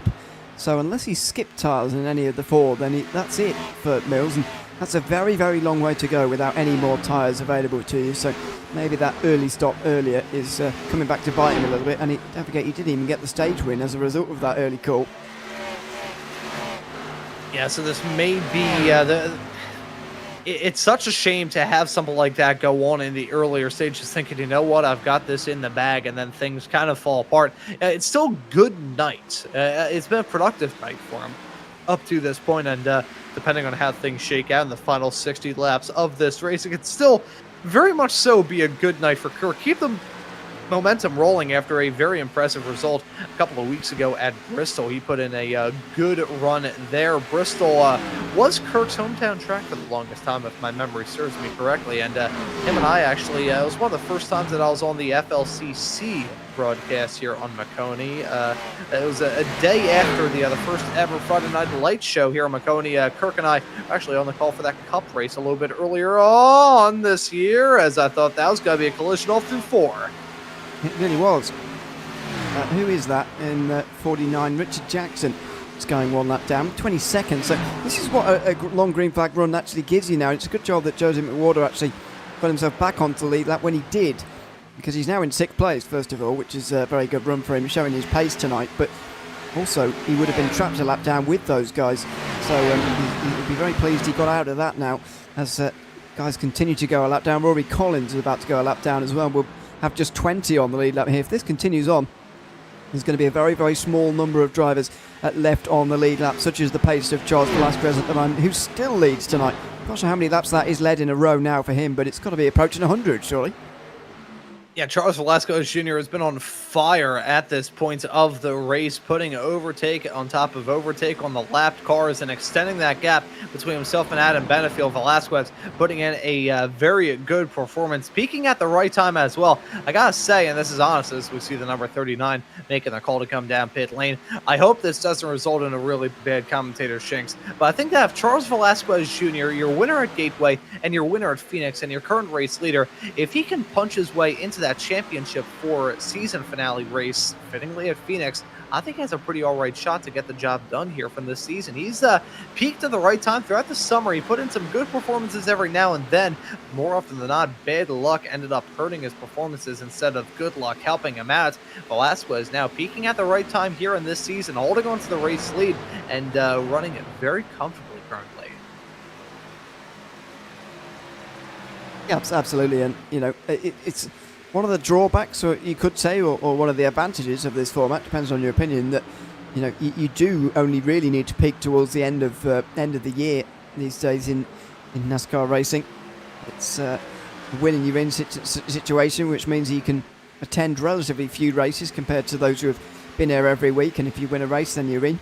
Or those who mentioned before this season, that, or indeed tonight, that there have been a lot of repeat race winners from the likes of Bryson Hicksonbar taking so many, but yeah, it's peaking at the right time, and that's what can be a bit of a surprise. And here's the upside, in my opinion, that you can see it's more likely anyway. You get a surprising championship winner in the end of the season, and maybe we're on for one of those this season, because Hicksonbar and Benefield surely have got to be red hot favourites coming in here, but it looks like neither of them are going to be confirmed in the last 8 when we go to the last round.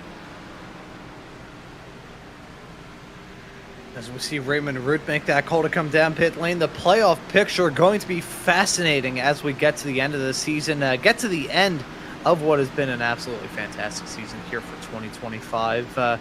Next week, we'll only have 1 month of racing action left to go here from all of this. Do want to raise, though, talking about the strategy, we're about halfway through this stage now, and we got to wonder if everybody is just trying to split it. Already 55 laps onto the stint for many of these racers, and only 53 laps left to go. Some of them will probably have to come down pit lane twice if they came in for some earlier stops. And look at the likes of Tanner Marty, already 39 laps into the stint, as Hunter Truex with a black flag. That's going to take him out of it. That is one of the most obvious speeding penalties I've ever seen in my life. Hunter Truex went way too fast on the way in here. Have a look at this. Oh, he's slowing down, and he's trying to get it turned in time. I mean, he is so far too fast. That is unbelievable. McWhorter less so too fast, but he does get a black flag, as does Tim Phillips, who is going to go a lap down with his pit stop, as is everybody, but he will also get a black flag here. That is really damaging for McWhorter and Truex, though, 2 playoff drivers as the leader comes in. And here comes Charles Velasquez Jr. We've been expecting and awaiting this call to come down pit lane. He keeps it clean. Blake Kluwat stays out there on the racetrack, so he'll jump his way up into the race lead for now. But there's Velasquez Jr. with a lockup down into the pit box. If he overshot it, that would have been a big detriment to him. But up on the jacks, he's going to go. 4 tires getting put on that number 64 car. Will anybody decide to risk it for the biscuit and go for 2? Survey says probably not around here at Kansas. But jumping out big time there is Adam Benefiel. He's going to jump in front of Velasquez, and Velasquez is going to get bumped as well by the 5 of Reiner. He had 4 seconds extra in the pit box. That's a huge, costly moment from Charles Velasquez Jr. I wonder if he had a sort of repair that he had to get done there. He hasn't been involved in drama up to this point, so unless he mistakenly used that fast repair a little bit earlier on, that could be a huge moment from Velasquez. Actually, correction from the production truck. Thank you, Howie. Don't have a fast repair here in this series, but either way, Velasquez, if he had some damage on that car and it came in to repair it, that could have really just ruined his night. Well, it's not over. Let's just remember that. I mean, the 2 in front of him are the 2 who probably be fighting for the race win. I actually think Wineland could make it to the end. I don't think someone of his calibre would come in with not, at a point where he wouldn't be able to put enough fuel in to make it to the end, unless he's made a pretty big error there. I just can't see him making that sort of an error. So I think he will have to be overtaken by these guys, but I think he will, based on the tyre life that he's not going to have towards the end of the race. But Benefiel certainly might be able to hold off Velasquez here, who's immediately trying to make amends. He sets the fastest lap of the race. So quick times as these racers settle into a groove. Velasquez Jr. trying to get himself back up into contention. He's right all over the back of the 5 car right in front. That's himself and Bryce Reiner battling for P3 on the racetrack as it stands currently. And will he be able to get that move done sooner rather than later? He'll have to if he wants to stay within striking distance of Benefiel a little bit farther up the road. Wineland well farther off into the sunset. But for now, though, Velasquez picking and choosing his battles. He's on the outside of the 5. You got the 53 of Steve Benjamin. Gonna choke him off a little bit. Not going to be able to get that move done as a 53, the lapped car. Gonna force him out of it. But Charles Velasquez Jr. knows that he's got a quick race car. He knows that he needs to make up for that moment a little bit earlier on, just a few moments ago, with that lengthy run down pit lane. Velasquez now looking to try and bounce back. Let's see, has a look down the inside here. Velasquez, late on Reiner in towards 1 and 2, but look at the speed he's got. He needs to be careful he doesn't take too much out of his tyres doing this, by the way. Can't overreact to losing the net race lead here and losing those seconds in pit lane. Yes, it's frustrating, but he can't take it out on... Excuse me. Bless you.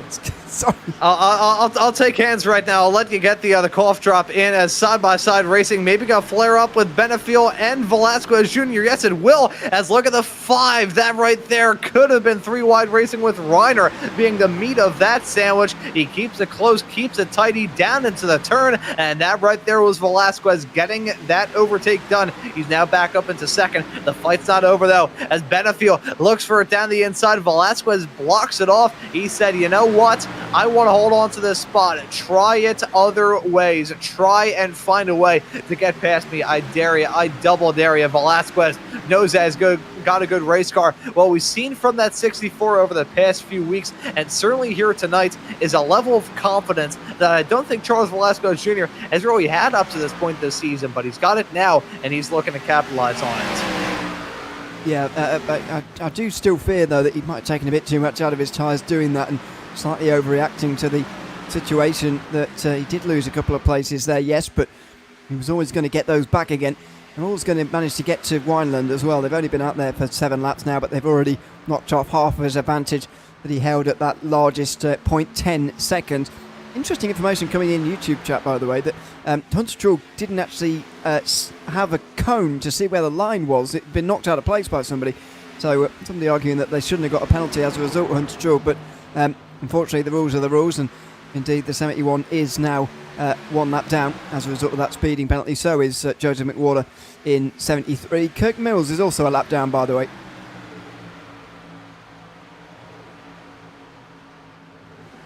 And now I gotta wonder how things will work out between now and the end. We do have that looming threat of the yellow coming out between now and the very end. No scheduled yellows between now and the end of this race, but scheduled yellows all amount to nothing. These racers still have a lot of racing left to go here this evening. Lots of opportunities for a yellow to come out. And if we do, that would turn this race on its head once again. There's been so many twists and turns to this race, and we're not just talking about the ones out there on the racetrack where you have to put in a bit more effort onto that steering wheel. Yeah, absolutely. If this goes green all the way to the very end, I think it's going to be an absolutely wonderful fight for the race victory between Velasquez and Benefiel, and maybe even Bryce Reiner is going to show us some speed at the end that not particularly seen from him all day, but in this final stage he's absolutely turning it on. You know, he's been in the top 10 all day as Reiner, but you know, in terms of showing race winning speed, it's not quite been there. But what is Wineland going to do, and will he even make another stop before the end if we stay under green? Will there even be another caution before the finish? So many unanswered questions as we get into the final fifth of this race. Not a lot of time left on that clock, not a lot of laps left in this race, and Eric Wineland gonna try and stretch it out all the way to the end. We rode on board with him and saw keeping up with some pretty good speed off through the turn, maybe a bit on the slower end as that gap has most certainly gone down. 1.4 seconds down the gap between himself and Wineland. We were thinking that may have been a little bit of fuel saving, but it is not. Wineland holding on to that race lead for now, but Velasquez Jr. and everybody else looking to fight back. Velasquez hasn't really been able to pull too much of a gap between himself and Benefiel. It's a small little cushion, but nothing much more than that. It's basically like an inch of padding, and that's about all between Velasquez and Benefiel. It's really not much at the moment, as Wineland now is being firmly brought into view by Charles Velasquez Jr. 3/10 of a second. It goes down from third of a second to less than quarter of a second now off of turn 2. Here he comes on the backstretch. Is that Wineland looking to defend or looking to keep the inside as he waves Velasquez on by? He's probably not going to have much of a choice. Yeah, will he have the opportunity? Will he be able to make it work? Survey says he will. Wineland now down in P2. Velasquez in the race lead.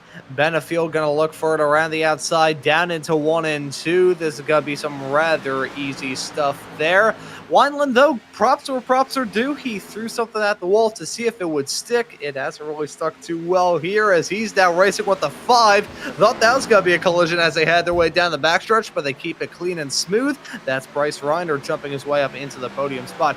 It's an impressive result from Reiner up to this point. I'm going through my brain, and bearing in mind my brain has been scrambled more than eggs, so I gotta say that you can take this with a grain of salt. But Reiner, I haven't really seen too much of him thus far in this season. I don't remember seeing him before, and if he has raced in the series, it has been on very sporadic occasions.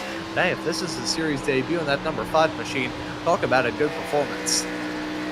Well, I did my first race in August, so I'm not sure I'm the most reliable source of information on that, to be honest with you. But yeah, I mean, certainly tonight it's been a very impressive run from Bryce Reiner.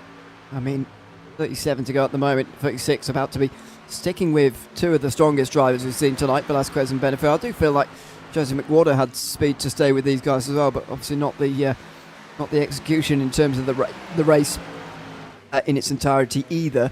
And so he's dropped quite a long way down. But yeah, to be with those guys is a bit of a wild card to play.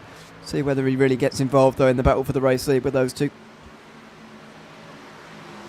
As we still look for the action out there on the racetrack with 35 laps left to go here this evening. There's still a lot left to be decided. How's it going to shake out at the front? How's it going to shake out for some of the spots a little bit farther behind? In the case of many a racer who've been up and down the field, can they end this race on a high? Can they end it with a good points haul? I'm going to go through the other playoff racers as it stands presently. Many having good drives, of course. Your top two, Charles Velasquez Jr. and Adam Benefiel, playoff racers. Velasquez entered this race 12 below that cut line. He's going to enter this race exit this race rather firmly above it as a result of the run that he has had. Even if he doesn't get the W, it's still going to be a very productive night behind the wheel for Charles Velasquez Jr., showing that pace and that that Team Conti number 64 car is still there, even here in Kansas. You look at Adam Benefiel, his teammate right behind. Benefiel, 4 wins up to this point in this season, and with the drama involving Bryson Hixenball a little bit earlier on in this race, Benefiel probably got to take a pretty big chunk out of that gap between himself and Hixenball. I mean, it was definitely a big one between those two, but certainly going to go down quite a lot. Hixenball entered this race 93 above the cut line, Benefiel 78. So this is not a matter of life or death. Benefiel just having another good race, going to extend that cushion and may very well be locked in on points before we even think about the final stage come time for next week's race here on Maconi Entertainment for race number 29 of the season at the Charlotte Roval. Eric Wineland already punched into the round of 8 with a win last time out at Bristol. Holds on to P4 currently, running that alternate strategy. Not too much to lose presently. He's just looking to have a good night here. The same could be said about Jim Shoefield in the number 47 car. He's running in P5, about 7 seconds back, my apologies. It's been a good and very productive night for him. Entered this race 11th on that playoff bracket, 10 points below it. This will be a very good night for him if he can hang on to that spot. And even if he drops down a little bit, it would still be very good for Jim Shoefield in that number 47 car. May not be fully above that cut line, but some racers having some bad nights, you can never say for sure. It's Wineland actually making the call to come down pit lane, breaking up my playoff discussion. I was just thinking as you were saying that whether Wineland would do it, because we saw the stint length time. I just looked myself and saw that he pitted about 33 laps ago. There's only 31 to go now. These are his last set ties. He is banking now on this race being green flag to the finish, but you can do that when you're a playoff driver already punched into the next round, as he is. He's the only driver who knows so far that he's going to be in the round of 8 in 2 weeks' time, and so you can do stranger things like this. And Wineland is doing exactly that. Where is he going to come out? He will just be a lap down. Has he got enough time to chase down the likes of Velasquez and Benefiel? I personally think not, but he is going to give it a go. Now give it a bash, give it a whirl again. Considering that he's already locked into the playoffs, doesn't have a whole lot to lose, has a heck of a lot to gain if he can be another multi-time winner from this season. Lucas Hoytsma would have multiple wins if it wasn't for some drama at Bristol, not last week, but way back in the spring. Does have a win this season, that coming at Talladega.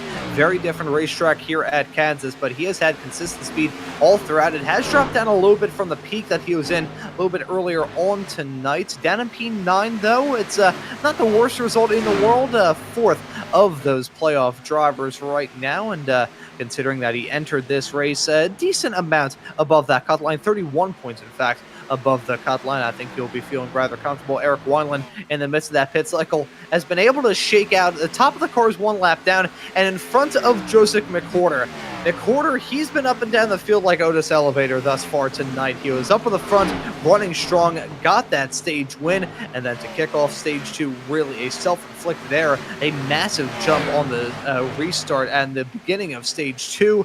McWhorter came back and then dropped down yet again with a pit lane speeding penalty. So McWhorter hoping to just leave this race without any more cuts on him. This could be a death by million cut situation for McWhorter. Did himself a lot of favors with that stage 1 win, but considering he entered this race 9 points below that cut line, it looks like right now he'd be on track for a P18 result. That's not going to help him out one bit. Hunter Truex running in 19th currently. He's looking to try and hold on to any single spot that he can. He entered this race in P7 on that playoff bracket, 14 above the cut line, and this would probably not be a result that helps him out the most, but again, still a lot of drama between now and the end of this race left to ensue. Kirk Mills, he's had another pretty topsy-turvy night, was good in the early stages, had that strategy call, but it has put him on the back foot a little bit towards the end.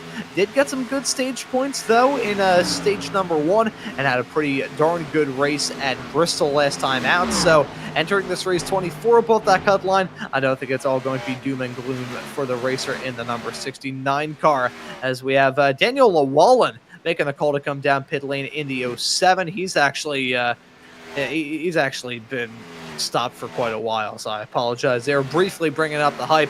Llewellyn had some drama a little bit earlier on in this race. Just a minute in pit lane. He spent his long stop earlier. Wonder whether he's had more trouble here in the last few moments. Car that doesn't look quite how it should do, but wonder whether this is more trouble we're looking at someone else. There's Stone Lillewallen in the 07. But yeah, not sure why this pit stop is going on. He's got 10 laps behind him, by the way, to get back out in 29th. So that's what he might be waiting on at the moment. Hicksonville, the only other playoff driver in here tonight, and he's 125 laps down. And actually, as we tick over these 25 to go, he is confirmed as finishing 34th tonight, and he's not confirmed in the playoffs heading into the final round in the round of 12. But you know, for Bryson Hicksonville, who started off this season getting his first win on the first road course of this championship, we'll see if he can get done on the final road course of this season.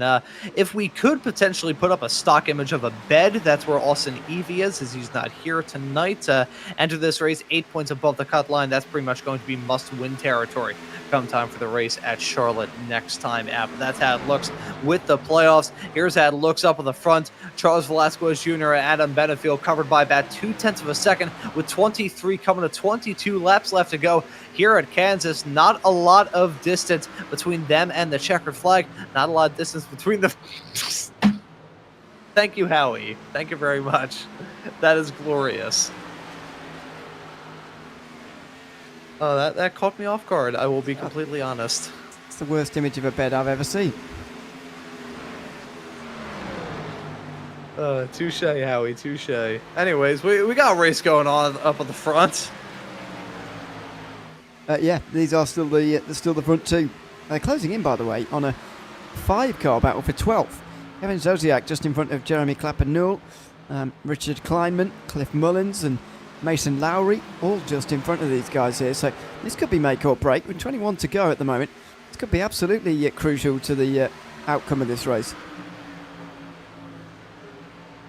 Could be very crucial indeed as we look at the 81 and the 4 duking it out. You can see the 73 of McWhorter in the midst of all this battling as well. He's, of course, 1 lap down to these racers, so that's not a scrap for position involving the 73. However, it is between the 81 and the 4. That's a battle for 7th as it stands presently. Brendan Hastings looking to have a good race here in that number 81 Toyota Supra. Meanwhile, the 4 Supra of Kluot really losing out on some time over the past couple of moments, dropping down behind the 73 of McWhorter and losing out on a lot of time there a few moments ago. As we jump back to the battle up at the front with these two running in a pack of their own for now, keyword being for now. But the lapped cars in the midst of all this, it's given them a bit of a headache, and the lapped cars give them a bit too much trouble. You gotta keep your eyes on P3, Bryce Reiner in that 5 car. He's never really been out of this battle, as Adam Benefield was mega sideways through 2, actually scraped the wall there. You can tell he's pushing hard, but again, I think he's just got to calm down for a moment and realise that Velasquez will have taken something out of his tyres a little bit of time ago when he was regaining those places again after his trouble through the pit stop. Benefield may well have that advantage still yet to come with his tyres late on in this run. Neither of them are going to stop between now and the finish unless there is another caution before the end in these final 20 laps. And Benefield has just got to bide his time here. He's still got plenty of time on his side, although it's less than 10 minutes to actually make this pass here, if of course he wants to, as you've been discussing throughout the day so far. There isn't too much incentive actually for him to make this pass. Yeah, not too much incentive, but you still want to maybe just prove that you have the pace to remain with them. With 18 laps, 17 laps in fact left to go here at Kansas. The laps whittling away now with how it would work out to be about 13 miles left to go. Lucky number 13 miles left to go here in this race. Charles Velasquez Jr. looking to cap off a very brilliant night of racing action for him in the number 64 car. Think about the playoff run that he's on at the moment with this lead and with this race that he's had at Kansas, the win that he had in the regular season finale at Gateway. When you realize that he went from the 4th race of the season at Phoenix, which, bearing in mind, folks, that was held all the way back on March the 7th.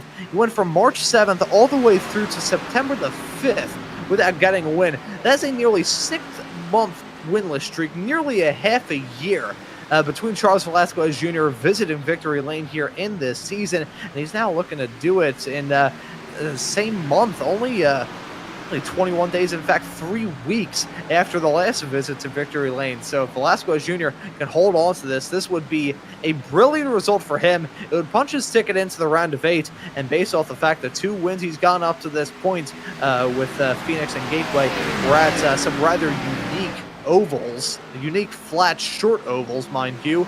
You look at Martinsville, the final race in that round of 8 before the championship 4. I think Charles Velasquez Jr., as I said a little bit earlier on in the show, if he can make it to that championship 4 race at Phoenix where he won earlier on this year, he may have a very good shot to be the upset to end all upsets and break through to win the championship. Still many weeks between then, and now we still have the entire month of October left to go, but it's looking promising for Velasquez if he could just hang on to that spot. Again, we spoke about the sort of momentum at the right time in these seasons, and he absolutely seems to have that at the moment. As we've gone back to about a little bit further down. Oh, switch pass down to the inside from Connor Cunningham. Looking for a top 10 on Matthew Boston Wheeler, and it looks like he is going to get into the top 10 as well. There's 4 playoff drivers in front of him, by the way. Only 4 playoff drivers inside the top 10, which is a massive contrast to what we were seeing earlier on in the race, where pretty much all of them were right up towards the front. It was 6 in the top 9 early on in stage 1, so that just shows you what trouble some have had here tonight, and what a clean run some of the non-playoff drivers have had. Bryce Reiner, for example, still sat there nicely in 3rd place for the moment. You know, we were talking about this a little bit before the start of this show. Unfortunately, because I was trying to pursue a career on Broadway last week, 2 weeks ago, in fact, at Bristol. I wasn't there for that race. You were, and you were talking about how that race was a bit tame at Bristol, rather surprisingly so at the last Great Coliseum.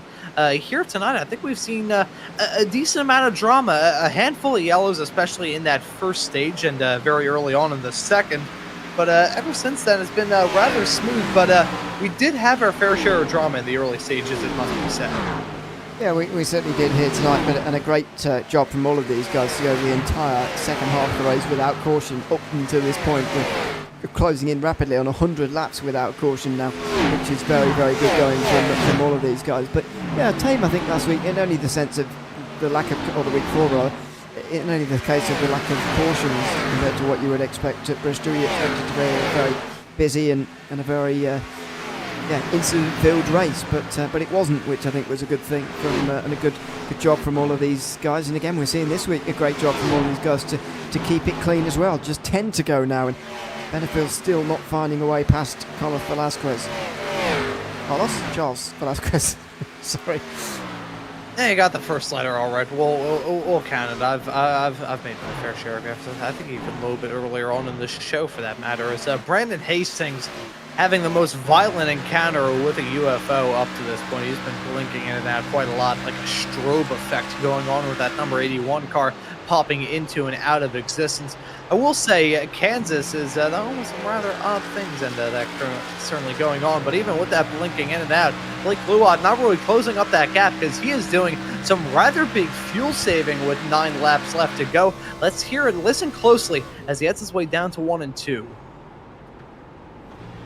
See the RPMs as well, just dropping down like a stone thrown into a pond from about 7,000, 8,000 RPM, dumping down immediately to basically at idle about 2,000. Let's see, Adam Benefiel not doing any fuel saving there, still running at full song. Interesting to see that Blake Luot is having to do a little bit of fuel saving. I wonder if he nailed down that strategy call at all, or if he's actually struggling a bit.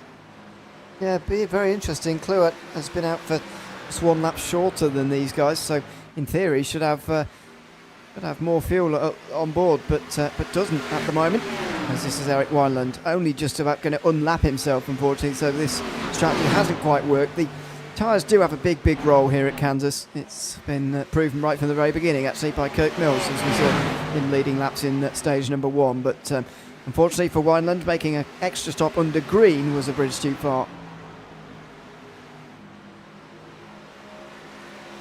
Yeah, unfortunate for him to have that drama go on, but hey, we still have that race to look forward to at the Charlotte Roval next time out. That is such bad blinking there from Brandon Hastings. I mean, I said it a few moments ago. Kansas is the home of so many odd and peculiar events, and one of my favorite scientific studies ever was actually done to confirm the fact that Kansas is indeed flatter than your average pancake, and clearly here in this land of flatness, Brandon Hastings really dealing with those aeronet issues. He's been blinking in and out pretty badly. That gets to the point where it does certainly distract all the racers around you, as I thought that was contact with the 4 and the 53 as they headed their way off through turns number 1 and 2. It's power laps down at the moment. Car 53, driven by Steve Benjamin, who is actually now in front of Daniel Llewellyn, whose stop we saw a little bit earlier on is still going on. So Llewellyn finishes 30th tonight, the second playoff driver to retire. Go alongside two playoff drivers who didn't start tonight, Austin Evie and Cameron Stone. And that's certainly going to put Llewellyn in a very bad situation with points, and Evie's going to be in the bottom 4 as well. So it's going to be very interesting to see what happens next week. It's going to be a close round of 12, as it always is, but there's going to be some drivers, I think, towards the bottom. Maybe Evie and Llewellyn could both be in must-win situations, if not mathematically, then maybe realistically. Yeah, and that would be a very unfortunate situation for them to find themselves in, heading off into the Charlotte Roval next time out, expecting some chaos in that race 1 week from now here on Maconi Entertainment on that new version of the Charlotte Roval. But that's still a very tough ask if it does come down to that. Meanwhile, Charles Velasquez Jr. on the third to last lap of this race, side-by-side racing between Blake Kluot and Brandon Hastings. That's the battle for P7 out there on the racetrack. Two non-playoff racers involved in their own little scrap, and they will still continue to duke it out for some of the final spots inside of the top 10. But we jump back to the battling up at the front. The 87 car there of Eric Wineland able to get his lap back. He's now the last car 1 lap down. Would have to hope for a yellow, which is something that Charles Velasquez Jr. is certainly not hoping for, as he's now 2 laps away from getting his 3rd win this season. 154 laps led for Charles Velasquez Jr. This has been an almighty performance from the driver of the number 64 car, and I said it a few moments ago, I'll say it again as well. Velasquez Jr. got the win in the race at Phoenix for round number 4. Then he went 6 months without going into victory lane once again. He did it in the regular season finale at Gateway, and he's now 1.5 miles away from winning another race 3 weeks after he got win number 2. He's already part of an exclusive club here in the Friday Night Lights Xfinity Series here in 2025. Only 3 racers have gone more than 1 win.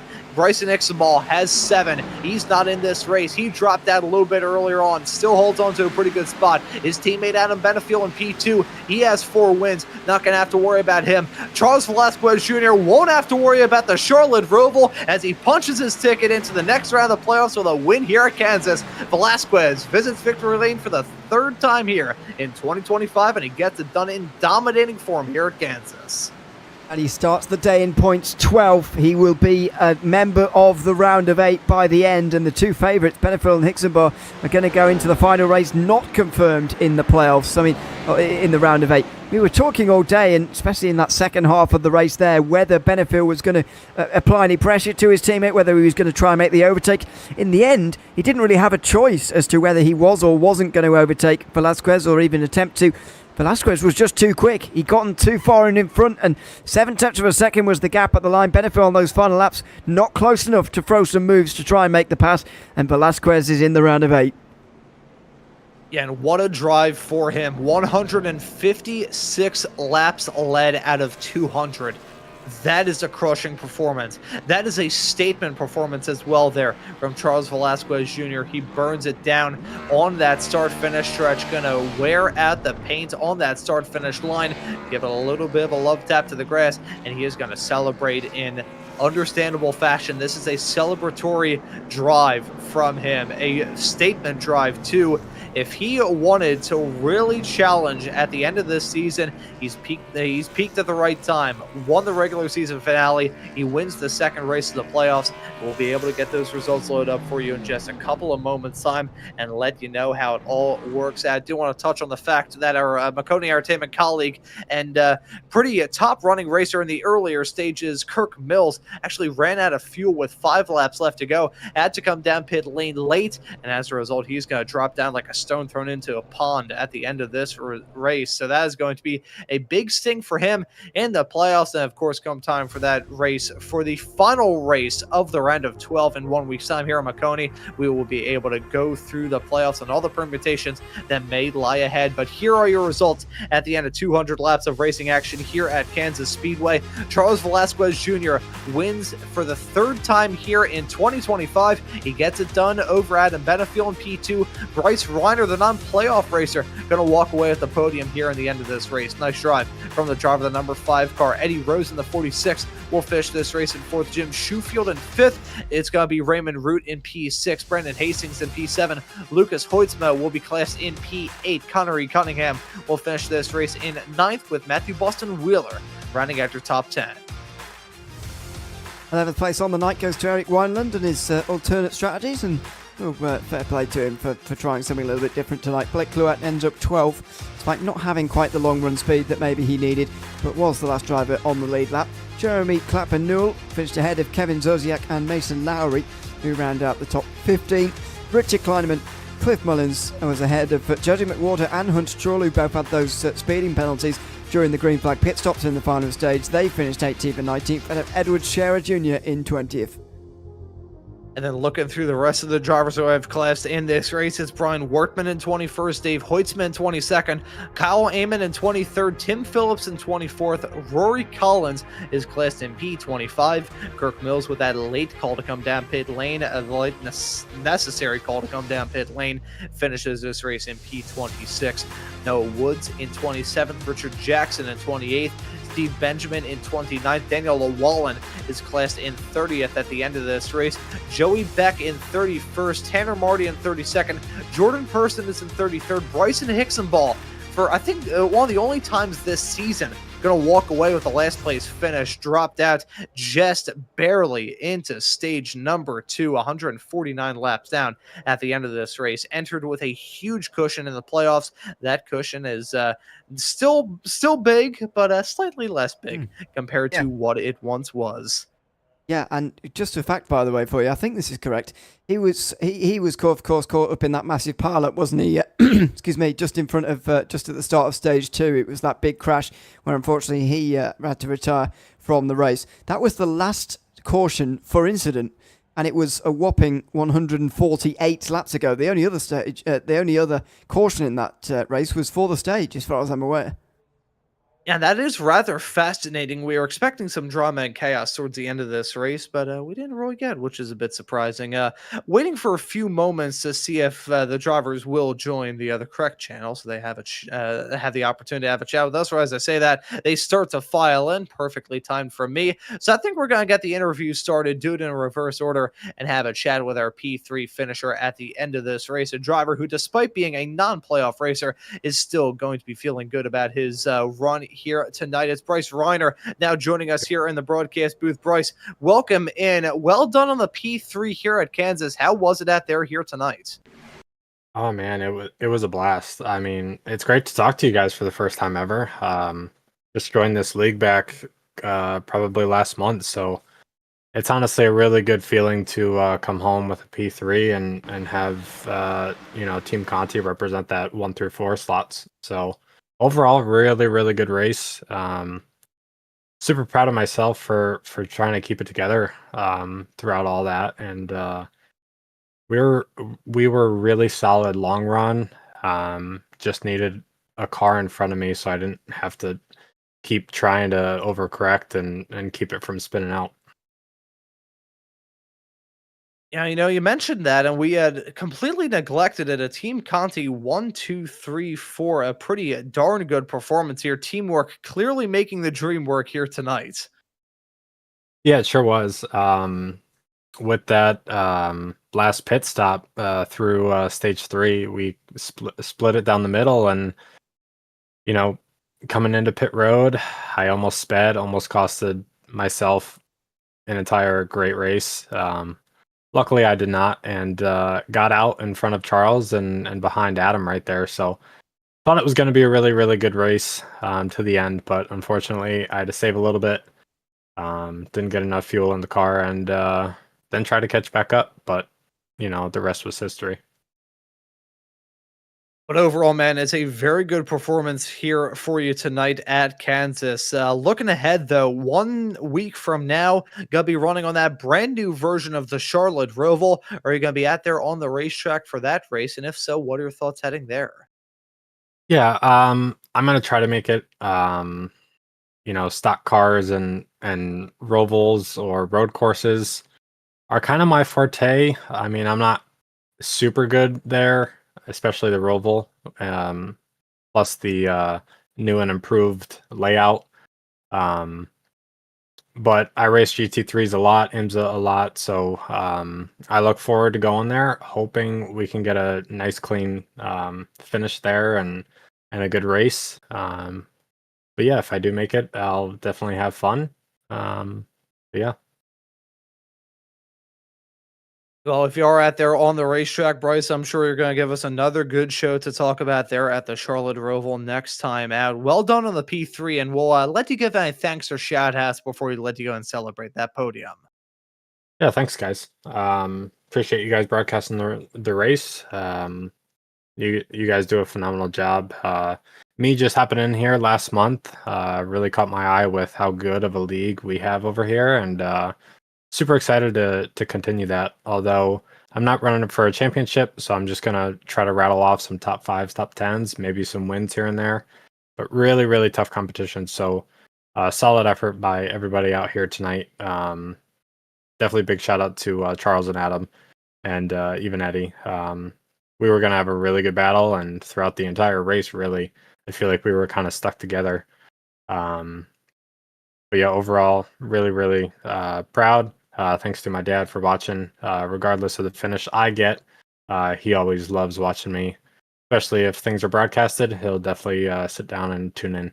Another shout out, Team Conti over there. They do an awesome job. Although I just, race the car, it's super thrilling and awesome to get to run a really good set and just try to do drive my own way on the car and see what it pans out to be. So all thanks to them. Thanks to you guys and everybody who gets me to become better. Awesome, man. Well, hey, thank you for joining us here in the broadcast booth. Well done on the P3, and looking forward to seeing you out there on the racetrack at the Charlotte Roval next time out. Yeah, thanks, fellas. You guys have a great night. You as well. That right there was our P3 finisher of Bryce Reiner joining us here in the broadcast booth. And Ewan, I'll let you have a chat with our P2 finisher of Adam Benefiel. Adam, welcome in. Good to have you with us. Congratulations on finishing second tonight at Kansas. Was it a case tonight of that you couldn't catch and pass Charles in that final run there, or wouldn't catch and pass Charles at the end? Which one was it? Yes. Go on, give us a proper answer. It was a business decision. I'll leave it at that. I'll take that as wouldn't then in that case.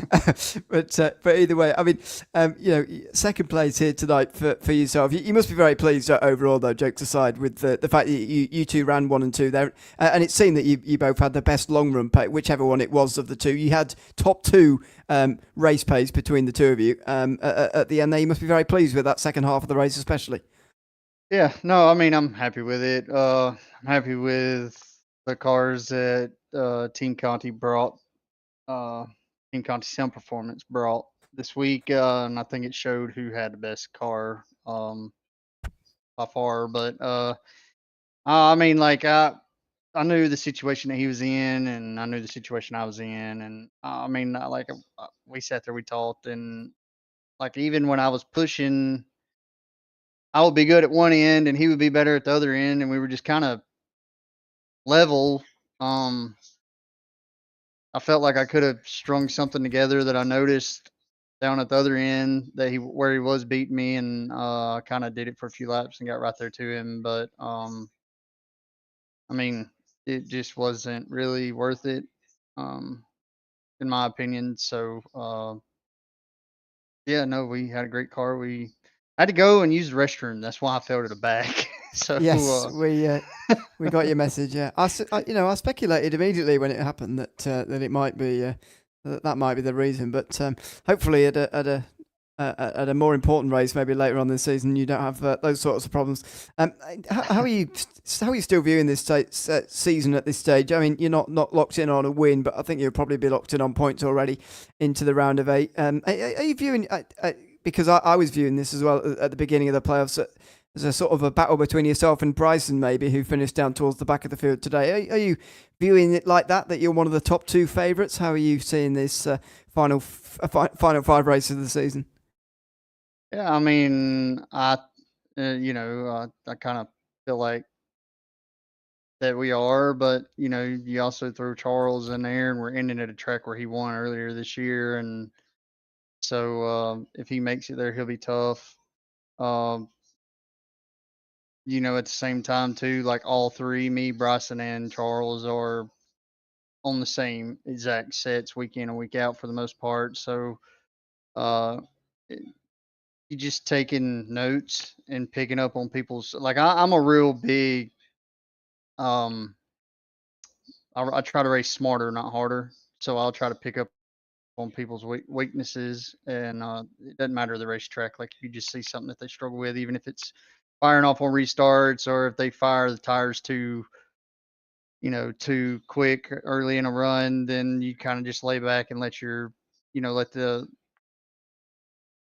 their consequences come back to your benefit. So yeah, just I know Bryson very well. I know how he races. Bryson knows me very well and how I race, and we have been known to push and shove when it comes down to it. So we will see what happens. We will if it gets to that stage. Is there anybody you'd like to shout out, Adam, before we let you go? Just everybody at Team Conti, Sim Performance, Bryson and Bobby, everybody that them, then Jason for everything they do for this league, and Bobby for bringing the league back. Well, if it wasn't for him, we never would have had this league or this level of racing. So appreciate them, and then you guys for broadcasting, and yeah, everybody that shows up and supports it. Well, thanks very much again for chatting to us, Adam, and congrats on finishing second tonight. Thanks so much. That is Adam Benefield, second place tonight at Kansas after his business decision, as he calls it. Yeah, I gotta say though, for Benefield, very strong drive, not very strong bladder. He may have to work on that a little bit later on throughout the season. But let's have a chat with a race winner at the end of it all. Charles Velasquez Jr. now joining us here in the broadcast booth. Charles, welcome back into the booth, man. Win number 3 for you. Back-to-back race wins, considering you weren't here at Bristol 2 weeks ago. So how was it out there here at Kansas tonight? It was pretty fast. First off, I want to apologize for the wreck right there after the stage 2 restart. I made a move that I probably should not have made that early, and I think I cost some guys some good finishes. So apologize for that and take ownership for something that I probably knew a lot better to not do. But other than that, yeah, it was really fast. The guys at Team Conti, they built an absolute missile this week, and I think we showed it tonight with top 4. Could have had more. I think with Bryson. If he didn't get caught up in that wreck, he'd easily been up there with us. So, yeah, it was a good race overall. Yeah, very good race for you, leading 156 laps at the end of it. It must have felt good to be kind of, I wouldn't say in the cruise lane throughout most of it, because you still had to battle hard, but I'm sure you were probably feeling comfortable throughout a decent amount of that race here tonight. Yeah, after the last pit stop, racing with Adam there at the end, that was probably the most nerve-wracking because the closest I had anybody to me, and I know how good Adam is. This is his type of race to win, and just to be right there with him was a big deal for me. So yeah, definitely didn't have it on cruise control though. I was really just getting the most out of the car every lap that I could, just because this track is very one lane for some reason, and just had to maximize the clean air and take advantage of it as much as I could. Yeah, wheeling and strong and putting on a really good performance here to get your 3rd win of this season, and the right time as well to punch your ticket into the round of 8. So must be feeling at ease as the series rocks up to the Charlotte Roval in 1 week's time. Yeah, I definitely had this race circled, considering I miss Bristol, and I know that I'm not going to be in contention at the Roval. So this was really the one shot that I had to move on, and I really do enjoy this racetrack even before the rescan. So yeah, feels really good to not have to worry about that next week. And then we'll see how the next round shakes out. Hopefully we can put something together and make it to the Final Four at Phoenix. I'll be looking forward to seeing you there in the round of 8 and seeing if you can make your way into that championship race at Phoenix as well. But Charles, we'll let you give any thanks or shout outs before we let you go and celebrate tonight's race win. Yep, thank you. Give thanks to everybody at Team Connie, Nick, and all the ambassadors that put a lot of time into this setup this week. They're the ones that won this for me, and we think we sweep the top 4 spots. So big kudos to them.